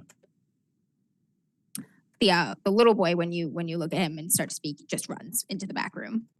The older boy sort of nods his head and opens his eyes, says amen himself. And then he goes and he grabs like his mop and his bucket quickly and he goes into the back of the church, the same direction the little boy went. I leave the church. Can I have a moment with Sarah, if that's okay? Yes, absolutely. Back at the carnival, during the hustle and bustle of setup, you guys are prepping your performance tents on the sideshow and whatnot. I think probably Yabe is just like, go ahead. Sorry, just real quick, because chat just popped off for a hot second here. So we've been gifted 2 sets of rerolls all around and 1 freeform reroll. Nice. So that's What is 11 a freeform total- reroll? 11 total rerolls, Wow.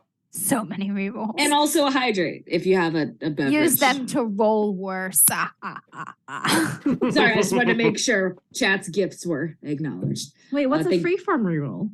It's just 1 reroll to be used whenever. Anybody can grab it. Yeah. Yeah. Gotcha. Yeah. And Kent, the way we've usually done rerolls all around is like everyone just gets 1. So you've got like 2 rerolls for you. Oh, okay, cool. Just because that's how it tends to be easiest.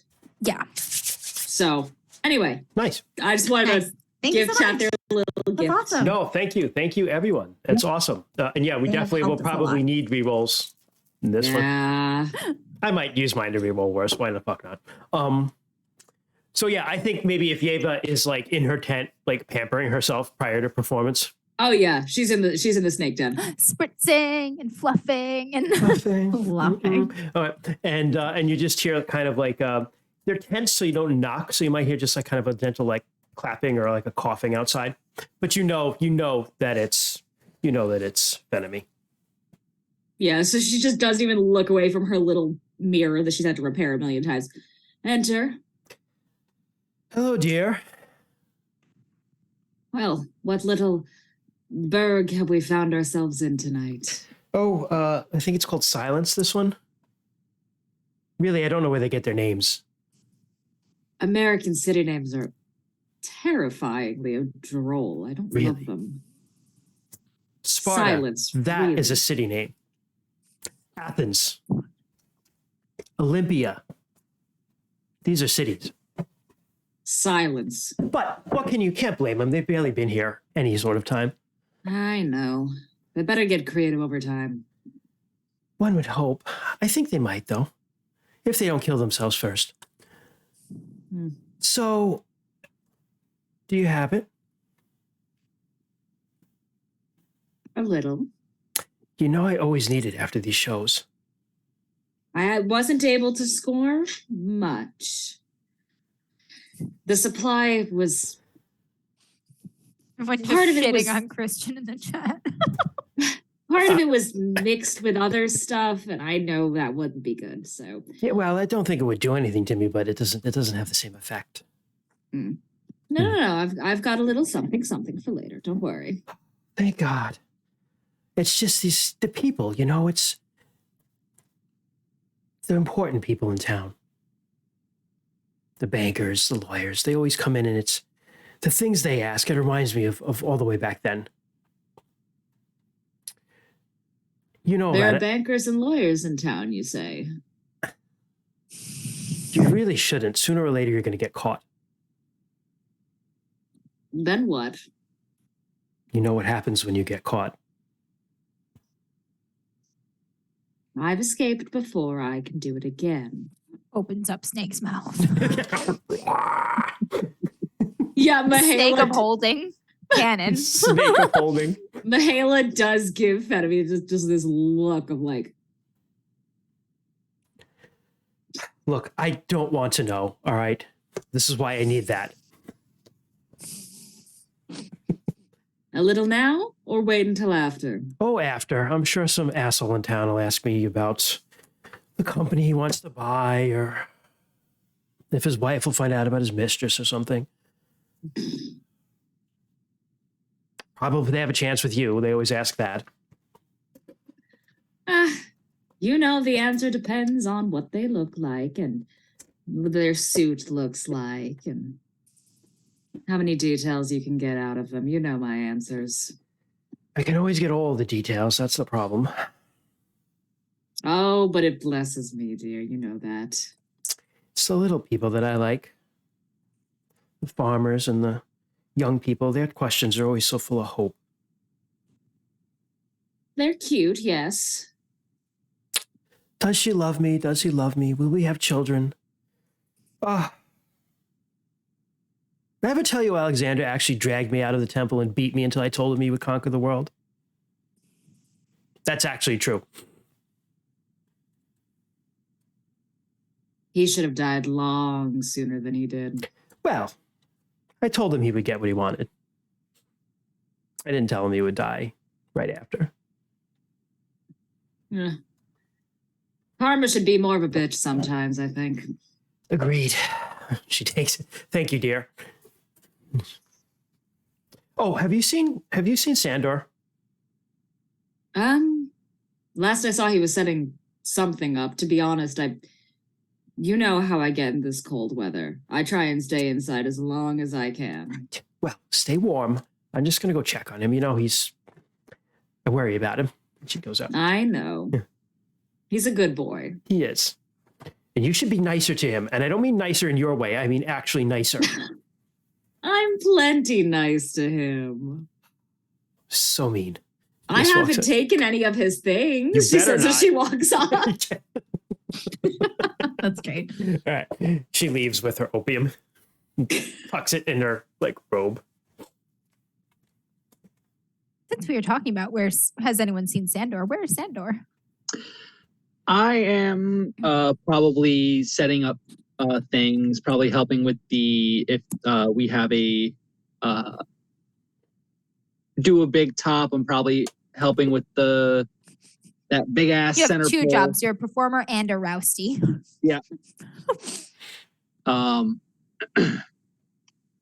Mostly just like helping move things around right now, but I'll probably also be setting up my own the area for my own act, kind of just all like the heavy stuff that I lift and throw or whatever. Raking the dirt. Yeah, sure, like areas clear. Pounding nails into the benches with your bare hand. His forehead. I probably have like probably set up a clear circle and area, very barring of caution tape, of being like, hey, don't come over here, type of thing. So he's Ye old caution tape. He's off probably to the side, to the fringe of the circus, making sure that his stuff's all set for whoever wanders through. There is a carnival cat. It's an orange tabby cat. Its name is Mally, and it loves you. You can't pet the cat, but the cat pets you all the time. It's constantly like rubbing against your ankles and shit. The cat actually loves all of you. It loves the snake. The cat, it's a fixture of this carnival. And right now it is with you, Sandor, underfoot, probably causing you no small amount of stress. I'm probably like standing completely still. You're being held hostage by this cat. Yep. Yeah, I'm just like, it's like Sandor, at my I can't feet, move like, right now. I can't move. Any slight movement of my feet will probably injure the cat. You know how cats like to get underfoot anyway. Cat's just there, it's just rubbing its face on your ankle. They're like, don't flex, don't flex. Wiggles his toe, kills the cat. It's a miracle you have not killed this cat yet. It has probably been a very test. Like I've probably had to have a bench against my better wishes. Someone else from the circus always come by, like whoever's walking by, be like, "Hey, can you get You can't Mally out of here. can you get out of here, please?" Like, Who's walking by to get Mally out of here? I was looking for him so I could be around. That's fine. So you're just standing there and like you don't even have to say anything. Yeah. You make the noise before you even arrive. She's just like the cat just runs away and you see Fenemy like and just picks her up. My half sister loves cats. Really? Yes. I'll put down the box I was holding for like the past 10 minutes. You could say she had a special bond with him. Are you okay? I'm fine. I hope the cat's fine, correct? Oh, yes, of course. Stirring up a storm. She's fine, just rubbing her back. Good. What is the name of this place? Silence, right? Yep. Silence. Right. Doesn't seem very quiet. Oh, not right now. We're here. We're loud. Yeah. Have you seen the other one? Joan? No, the other one. The other one. Levi. I believe I saw him kind of stalk off into town. Ooh. She looks far off and you see her eyes roll back a little bit in her head for a moment. I'm not going to roll anything to try to like predict where he is. I'm going to say she can't find him, possibly because he's in a church. But she's like, okay.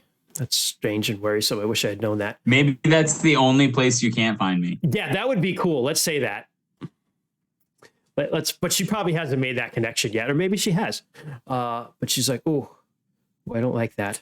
Okay, I'll be careful. I'll see you tonight. She just takes Mally and walks away. Come on, Mally.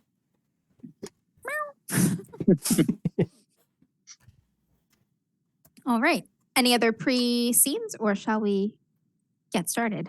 Joan is just like stretching, eating a hamburger, feeding the dogs, just like getting ready. She's just chilling. It is a feat to feed dogs in Dust Bowl, America, just so you know. Yeah. That's probably one of the reasons lot. you have so many. Every town you go to, there seems to be, if there are any dogs, they are starving. Aw, yeah, she has a lot. But that's it. She's just chilling. She's stretching. She's getting ready. Getting limber. All right. The sun sets. I know carnival folk call it calliope, as one of my good friends that I play with every weekend graduated clown college and told me so. Wow. Normal folks call it what is it? Calliope music, but calliope among the carny folk. The calliope music fills the air. All of those wonderful food smells, which you are so fortunate to have. The lighting is up. The midway is open. and the sun is going down, and the first of the rubes are appearing through the gates, passing the various barkers, displaying colorful posters of the different acts and attractions in the carnival. You all are watching from the sideshow as they begin to filter into the main attractions first off the midway, but eventually, as the night wears on, most of them will make their way to you because they cannot resist the chance to stare at something different. At the beginning, you kind of have the liberty of just watching for half hour, 20 minutes or so before the first people start to arrive in your midway. And again, you're struck by how much better off these folks look than pretty much all of the other towns that you've passed recently in the panhandle of Oklahoma. Their clothes are in better shape. They are definitely better fed. No one by any means has extra pounds to lose, but you would not call these people emaciated like you would most of the common folk that you've passed recently. So they're wandering about. They're looking at things. Several of them have children in tow that they clutch the hands of very tightly and keep very close to themselves. But they're doing the typical oohing and eyeing, spending their pennies on trinkets and treats and games when they begin to make their way to you, to our different sideshows. Who wants to be the first performance for our dear viewers who are now among the rubes to see what the carnival has to offer? I'll do it. Nobody else wants to. Some fortunes are being told. So I would think I have a tent, and it probably says, come and see this year, learn of your future. And it's very darkly lit inside. And Fenemy actually sits on a 3-legged stool because that's what the Delphic oracles did. And in front of her is it's like a very low burning brazier with some coals on it burning and a couple candles about and some incense burning just to keep like a very low kind of exotic scent in the air. All right. Your first few customers are farmers, normal run-of-the-mill tradesfolk, and it is more of those questions that you were expecting. It's always more of those questions that you were expecting, at least at first. Does so-and-so like me? Will there be rain? That's your probably most common question that you get, and the answer is still and always no. And she tries very hard to still give them hope. So especially with the people that she's sympathetic towards, the rain always returns. You right. Don't say when. Yeah, exactly. It's always a very diplomatic answer. She's been doing this for centuries now, and she knows even not using her powers, she probably can like cold read people right away and be like, okay, this is what this one wants to know, and frame the truth. She doesn't lie, but she will frame the truth in such a way for the people that she has sympathy for. She will frame the truth in such a way that they leave with some hope. All right. You go through 5 or 6 of these, no problem, collecting your pennies. And with those sorts of people, she's like, she puts on a little bit of a show, but it's not really like anything special. She's almost not even using her powers. It takes no effort to flip cards and have them show you something true. Right. Exactly. After those first 4 or 5 customers, a young girl enters your tent. Occasionally kids break away from their parents and come to see you, but usually you do your readings for adults. In these typical small towns, most children are cautioned to not deal in soothsaying things or cards because they are either, charlatans or in league with the devil, depending on which flavor of town you're in. But a 10-year-old girl. But a girl maybe 10 years old walks in to your tent. She kind of peels the flap back and she looks over her shoulder outside, looks around like she's checking to see if she's being followed, and then she slips in and shuts the tent behind her. Come in, darling. I'm not the act here that bites. She stares at you for a moment, kind of like taking you in. You can see her eyes darting around the tent, just clocking all the colors, the little details and things you've put on, candles and such. And then she hands in her pockets. She walks up to the table and she says, "Can you really see the future?" I look right in her eyes, and I can tell right away that this is something is really bothering her. So, yes, I can. She kind of fishes a couple pennies out of her pocket, and she says, "This is all I have." On the house. She pushes it back towards her. She again looks over her shoulder and then she takes a seat at the table. I she says- actually sit up more in my chair now because I was kind of just like slumped over, like kind of like, cards. But I go, what is it, dear, that I can help you with? How does this work? Do I ask questions or? You could ask me questions and I can answer, or I can just give you a general reading if you'd like. I want to know if I'll find my sister. Put the cards aside. I'll actually move the small table and bring the brazier over closer to me. Carefully, because it's burning.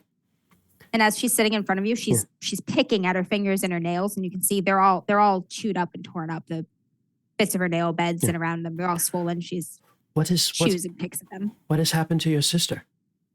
And I'm thinking, fucking Levi. Something bad. But I you like kids. But you don't know what. She kind of just looks down and she says, she's being punished for being bad. Oh dear. Okay. What I'm going to do might scare you. I will not hurt you. Okay? Going to sound different in a minute. I'm going to I'm not reach afraid. into another pocket, not take out the opium. But I'm going to take out, just important detail, take out The Cialis or the specify. it's Werthers. the Werthers. The Cialis or the We're going to Werthers? pop a Cialis and see the future. No, I'm going to take enough to lower my blood pressure, enough to blood rushes somewhere else, and I Yeah, see the sure. future. I'm going to take out another herb, and I'm going to just lay it on the fire.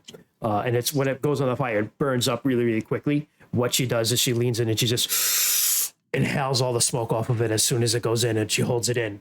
And when she looks up, a lot changes in front of me. She seems bigger, and her hair seems almost to flow about her a little more. It's usually just iron gray and kind of hangs straight to the sides unless she puts it up. It almost seems to flow as if there's a breeze in the room. And her eyes, which are usually just a very kind of slate flat gray, are actually a little luminous. And she's looking kind of almost far away. And when she talks, her voice is taken on an echoey you. And now she's ready. So do you want me to roll the cards? Yep, Or the go ahead and touch? roll I the can cards. do one or the other. Okay. Whichever you choose. I'm gonna go with the cards, but I'm framing it as just having the inhaling the mystic drugs. Yeah, as Sarah puts it. 7, 8, 10. 10. All right, you got a strong hit. Read the cards. Roll plus guile. You can ask 3 questions of the MC, past, present, and or future. They will ask honestly. So I'm going to ask, perhaps too vague, what is the girl being punished for? Okay. Where is she? And the girl's question, will she find her sister back? Or will she get her sister back? I think was her question, right? Yep. You Okay. asked one for each. Yep. You look backwards. Behind you, you see a building. One of the larger buildings in town, something of note, something important. You see books, you smell aged paper. You hear hushed voices, a shush. You hear the scrawling of pencils against paper. The quiet creaks of people shifting in chairs. You feel the soft lips of a boy. A kiss, an innocent kiss, a childhood kiss. And you feel a long shadow fall over you, a stern presence, disapproving presence. A rough hand grabs you by the wrist, drags you away. The present.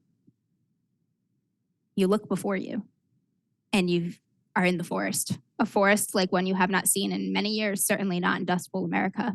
This forest smells damp.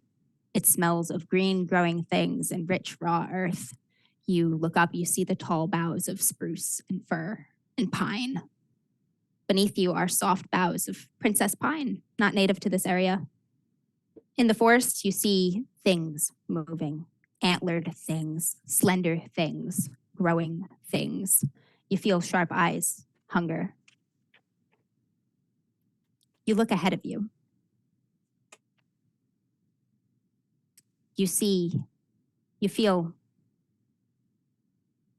grief, dread, the awful dread of knowing. You reach out to touch a part of you, something you have always known, but your hands come away torn by thorns. The vision clears. Okay. So good. Yeah, so good. There was a boy in a library, and nothing that she did wrong. And someone took her away to a place where growing things are. And things in the woods watched her. And she reached out for you. She reaches out for you, but she can't touch you through the thorns. She's in the woods.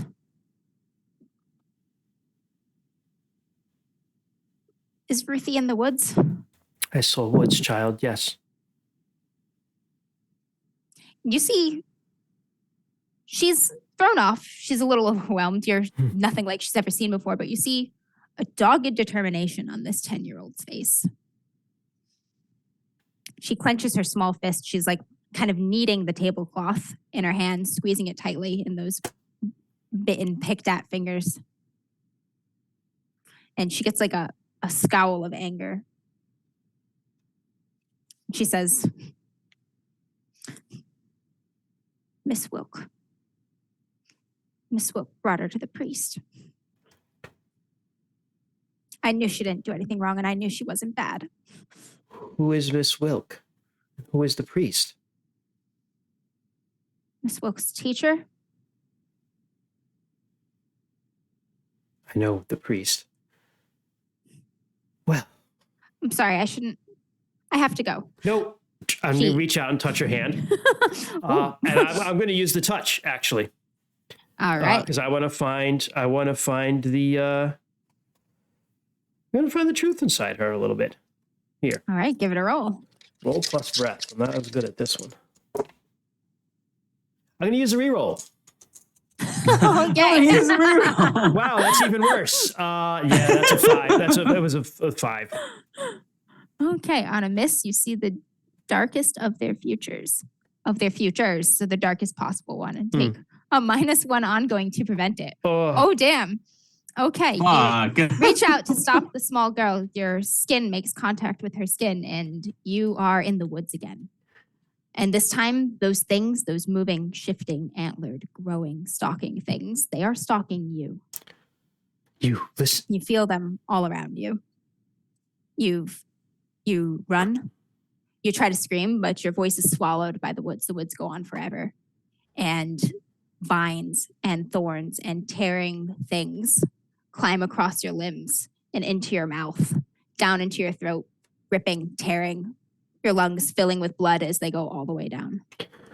All right, so I just I hold on to her because I'm probably used to getting bad visions by touching people, and I just you grab her and stare into her eyes with my ancient wizened eyes, and I'm trying to impart to her listen to me. I've been around longer than you can imagine, kid, and I'm just like, you mustn't go to the woods alone. I know what you are thinking, but you mustn't go to the woods alone. She stares at you, and you can tell that she sees you, something inside of you, because she has that look of awe and shock. Probably, I'm used to that from way back. Not anymore so much. But what is your name?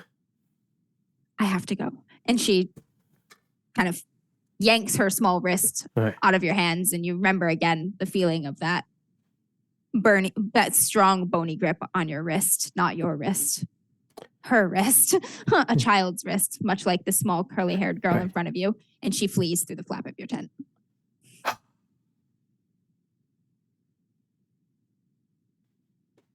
All right. Who's performing next?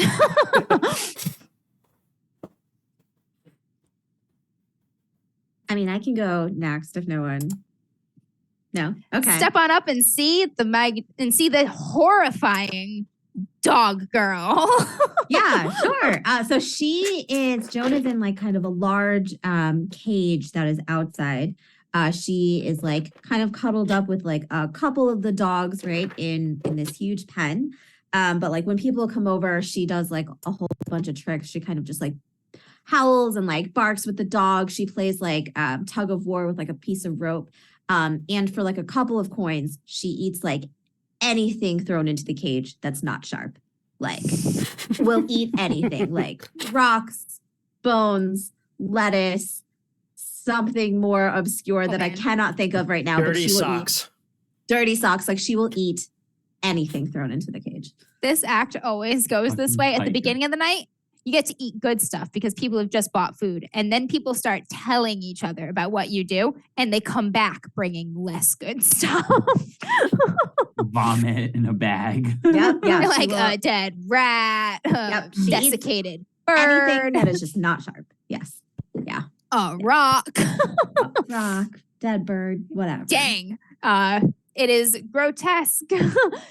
Her hunger is insatiable. There is nothing she won't eat. Bones, you get a lot of bones. They love seeing you crunch bones. Someone throws a kid in Perfect. there. No, I'm just kidding. Once in a while, someone always throws something alive in there. Small animal. I mean, she'll do it, but oh. Oh, that's your act, Troy. Yeah. Oh, she probably won't. She probably won't kill an animal. You're a fucking werewolf. You go Jess. for the animal, but you hold back just long enough for it to scurry out of the bars. Yeah, she'll make like she'll make a show of it. Like she'll toss it into like the middle of the pack, and like they'll be going to town, but like it'll slip away somewhere or something. Yeah, You always let the animal escape. have Never some go. fake blood on hand or something, you know. Ah, on the and you've mouth, got, you know? and you just now have a mouse in your pocket just hanging out. Yeah. The crowd is getting riled up. At first, this crowd was very sedate as crowds go. They were quite hesitant to do anything. Like somebody holds out like a little bit of cotton candy sort of thing, throws a little bite of a hot dog in there. More hesitant than most crowds, and it takes longer for them to escalate to the point where you're eating weird stuff. And the weird stuff you're eating is not that weird. This is a relatively tame performance, actually. Yet, somebody throws a stick in there. Nice. She'll No do big more dog deal. stuff. Like Yeah, it's more fine. dog stuff. They're kind of, they either lack imagination or they're specifically holding back. But they do start to murmur. You hear a couple jeers, a couple little heckles. Some people kind of get closer to try to get a better look at you. As they do. There's a couple parents with a child. They kind of like take the child out when they see you like start to chew on sticks and stuff. They're just like, let's leave. Let's not look at this sort of thing. But while you're doing your act, you notice that there is, and Levi, I believe you are present for this too, in the back of the crowd also, very unnoticed by the crowd. Joan may or may not notice you depending on how often she looks for you. So Joan, you'll probably need a roll for this. Levi, you probably noticed this without a roll. There is one particular spectator that is watching very quietly, very sedately in the back, doesn't get up, doesn't jeer anything, doesn't seem disapproving, has like kind of a mild smile of amusement and is just watching with interest, but his demeanor is very different than the rest of the crowd. And he just catches your eye. He's very well dressed. Young man, maybe mid-20s. Quite clean, quite put together. Definitely a little cut above the rest of the rubes here. Joan will just, if she does notice him or see him, Joan will just howl at him and towards the sky. Interesting. He looks intrigued. If the gentleman makes eye contact with me for whatever reason, I will just tip my hat to him and continue watching the performance. He'll give you a little nod too and go back to eating like a nut. Some candied sugared pecans. All right. Who is in the next act? really quick, I would like to, at the end of Joan's act, I would like to go towards the stage or wherever she's at, and I hand her a white napkin to wipe her face. And I say, I don't use napkins. She eats That's the okay. napkin too. She's like, I use the napkin too. There we go. perhaps this is something that I've done before. And I and say, you always eat the napkin, and the I crowd eat the napkin, cheers. and maybe I try and lick Levi's finger a little bit since it's there. drops napkin quickly, walks away. Barks at you. All right. I'll go next since Levi is in the crowd and Sandor has stepped off from the stream for a hot minute. All right. What's going on in the snake dancers tent? Yeah.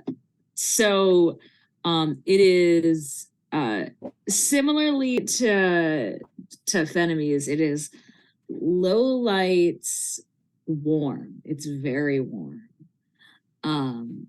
Braziers with fire where she can get them. And she and Mahala have basically they're very in sync physically, mentally, and emotionally. And so she basically kind of it's a snake dance. It's a mixture of a belly dance and the dangerous, oh, hot girl with big dangerous animal, oh dear, kind of act. It's very, very purposefully sensual, but especially more so when there are better dressed people in the crowd.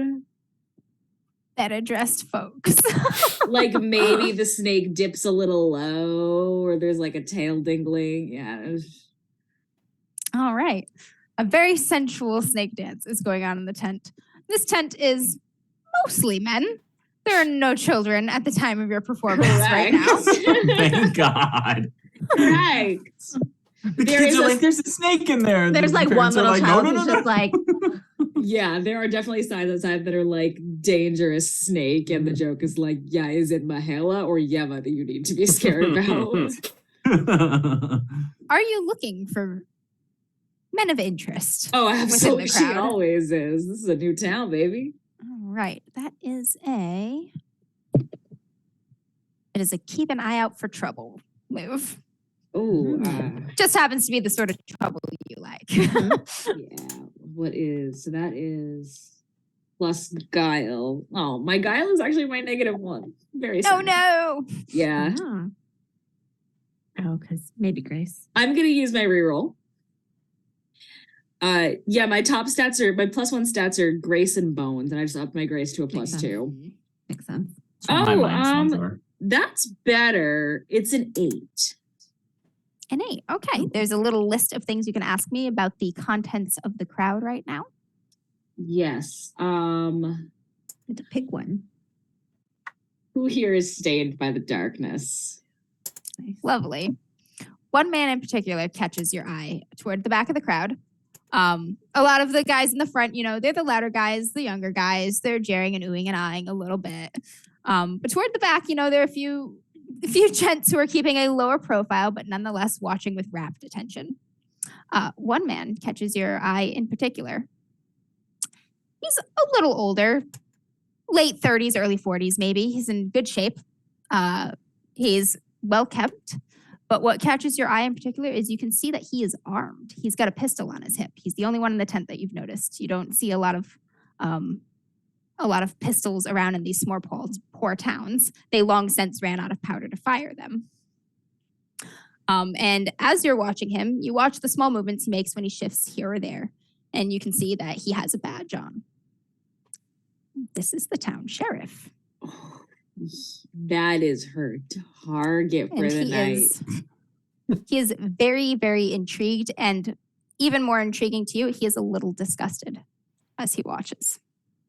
Excellent. All right. What is our next performance? Kent, you or me, bud? Which one?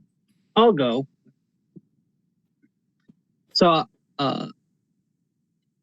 Sander is set up outside, probably towards around the back of the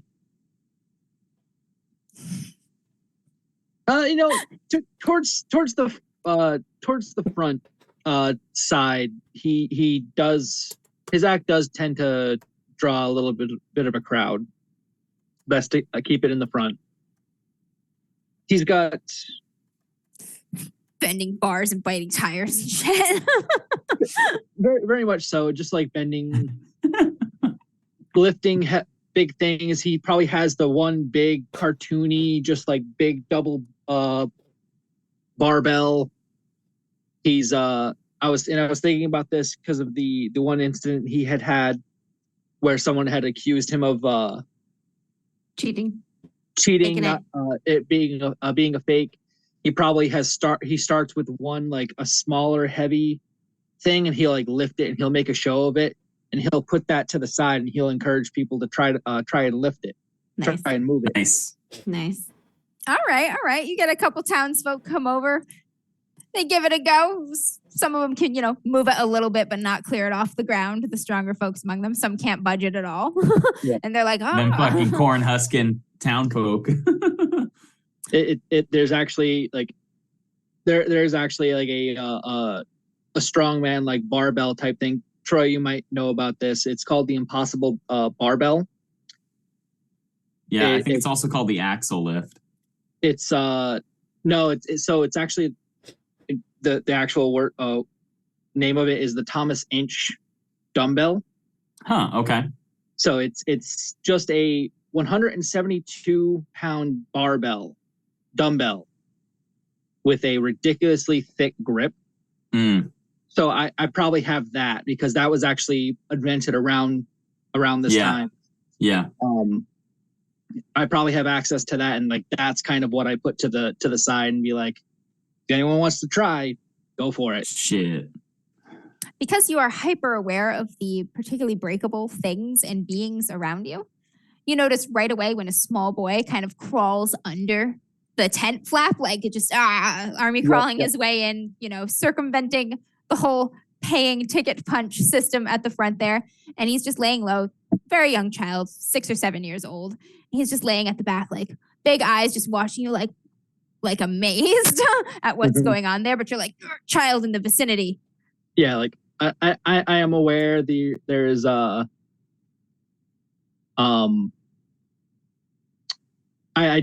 do take notice. I kind of don't point out the child. Like, children will be children as long as he doesn't try to like come in any closer. He is fine where he is. Like, yes, paying customers are key around here, but not about to narc on this kid. just a boy. He's like, whoa, you're like his favorite Transformer right now. That's how he's looking at you. Yeah. I'll probably get that stare in every town, at least from a couple of the kids. Yep, it's one you're very familiar with, very normal.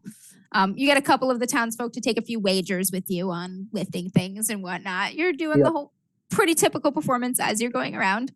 You do see the boy. At one point, he kind of jerks and he looks behind him. You see the tent thing kind of ruffle. He like, and then he like grabs the kind of the dirt clods and a little bit of grass, and something's like trying to drag him through to the other side. He doesn't look terrified. He looks annoyed. But eventually, like, he gets dragged back out from under the tent. Yeah. Kind of like it's like, a parent finally found him and someone found him. reining him back in. Yep. Because he didn't give off a no, he didn't look terrified or anything. He looks like annoyed and kind of like put out. Yep. Dad, 5 more minutes. Damn it. First the snake lady, now this guy. Can't I watch anyone? All right, let us move to the final act. Levi, how is your act going? So the act starts with, whatever type of introduction they have for my show. And there is a wooden stage, and there is some impromptu sort of curtain. And behind the curtain, there are some rafters. And I'm currently suspended from the rafters with some large metal hooks that are placed through the skin and the muscle in my back. They're literally holding my body weight. And when the curtains clear, everything is dark. And then a single spotlight shines on the ground. And you see me slowly, I start to rappel from the rafters up above. And I'm coming down and I'm completely nude. I'm also genderless, so I don't have any genitalia or anything like that. But you just see this completely emaciated form of this very tall and just gaunt figure. And I just come down and my eyes are closed. You just see a very white, almost porcelain-like skin tone.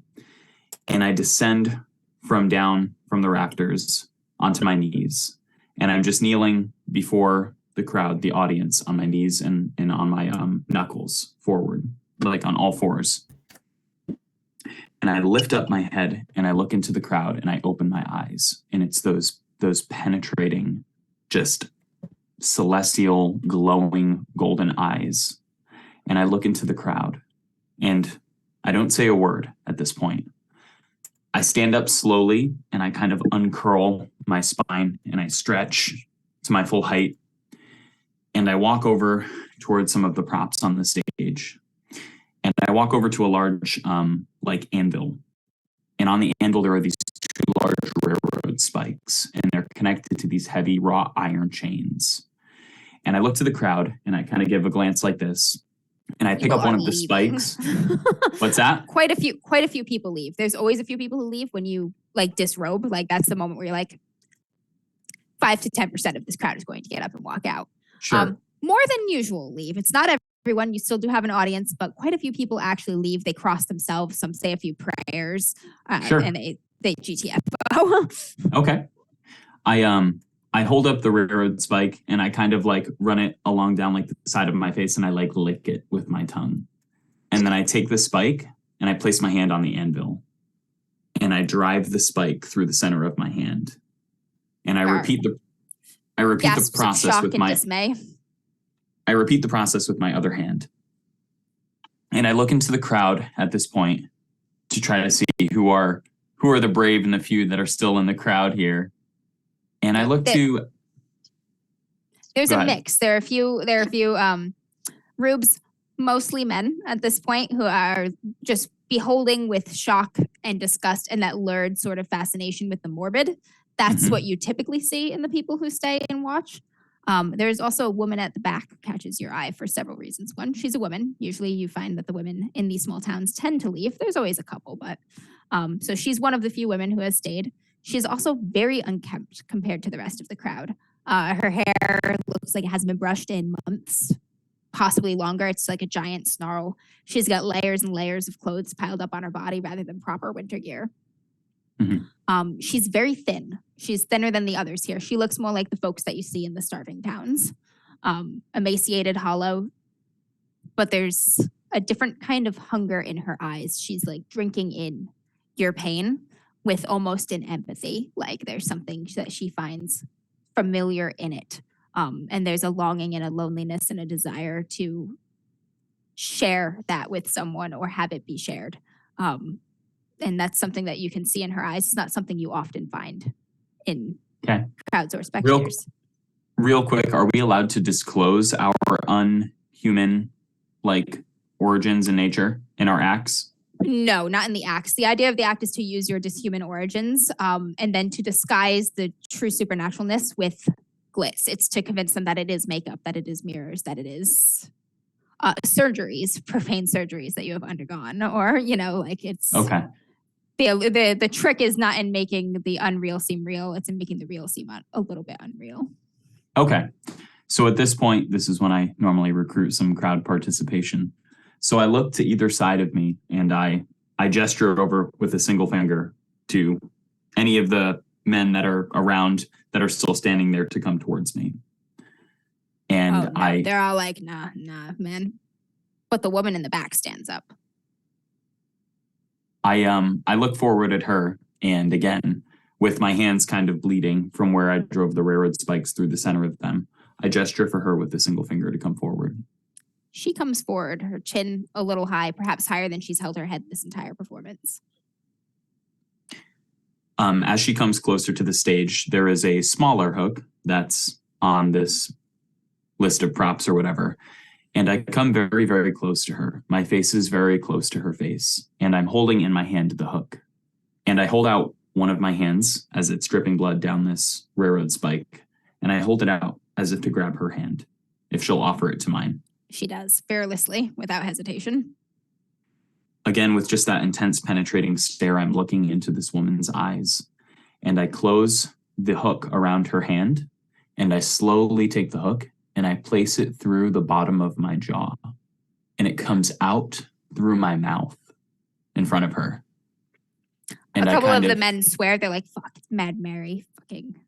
And a couple of them leave.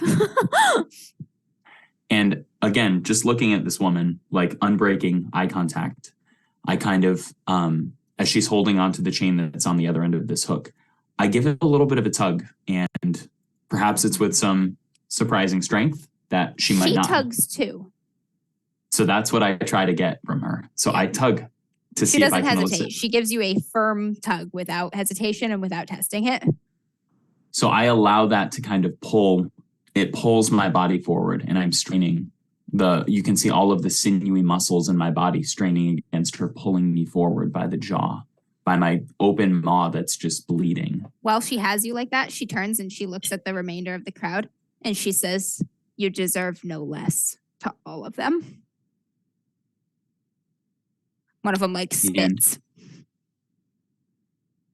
And she says that, and I'm taken aback a little bit, but I'm also in the middle of this performance, so I'm trying not to lose my my focus.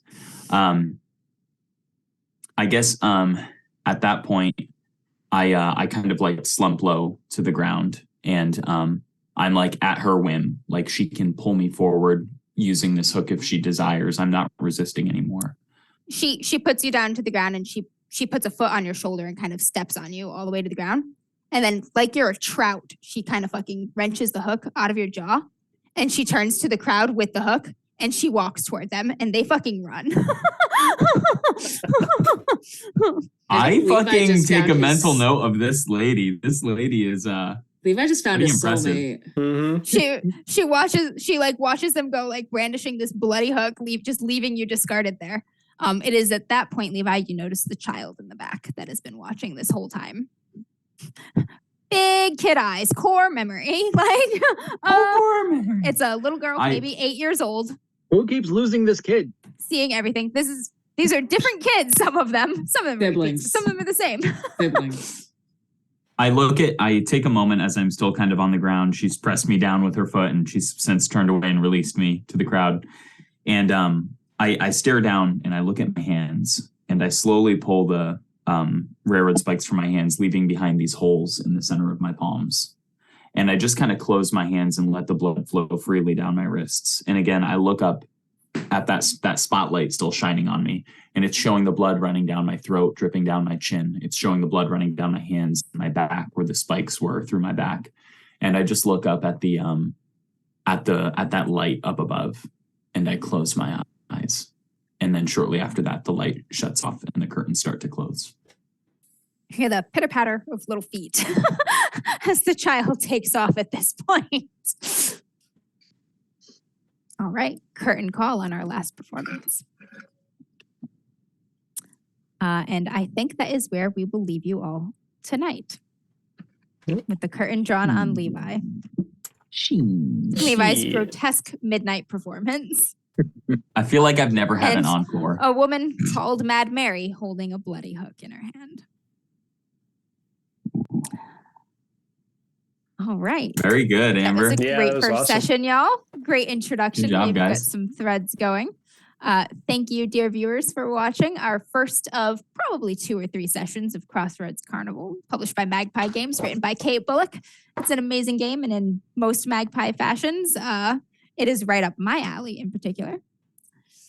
we have some tangled threads to unweave on this tale going forward. So make sure you join us again in 2 weeks, where we will not have Jess, but we will have everybody else, I think. Yep. Yes. I'll be here. Yeah. Yeah. So thank you everyone for joining us. Yeah, and a couple of folks had asked, yep, this is a series, another 2 or 3 episodes, wherever the chaos takes us, as we make our way through what's easily going to probably be our weirdest holiday special of all time. Yeah. Find out what is going on Merry Christmas. on the eve of It's Christmas horrible. Yeah. in Silence, Oklahoma. Merry Christmas to all. If you enjoyed this chaos, you can follow us here on Twitch. It is free. You can also follow Or us you could use your Bezos bucks. if you have Amazon Prime. You get can. one free Yes. Twitch subscription every month. It helps us because it helps us pay to keep ourselves on all the podcast apps. That is where all of the money goes into. It goes right back into everything we do here. And Amber's Whopper Wednesdays. And Amber's Whopper Wednesday.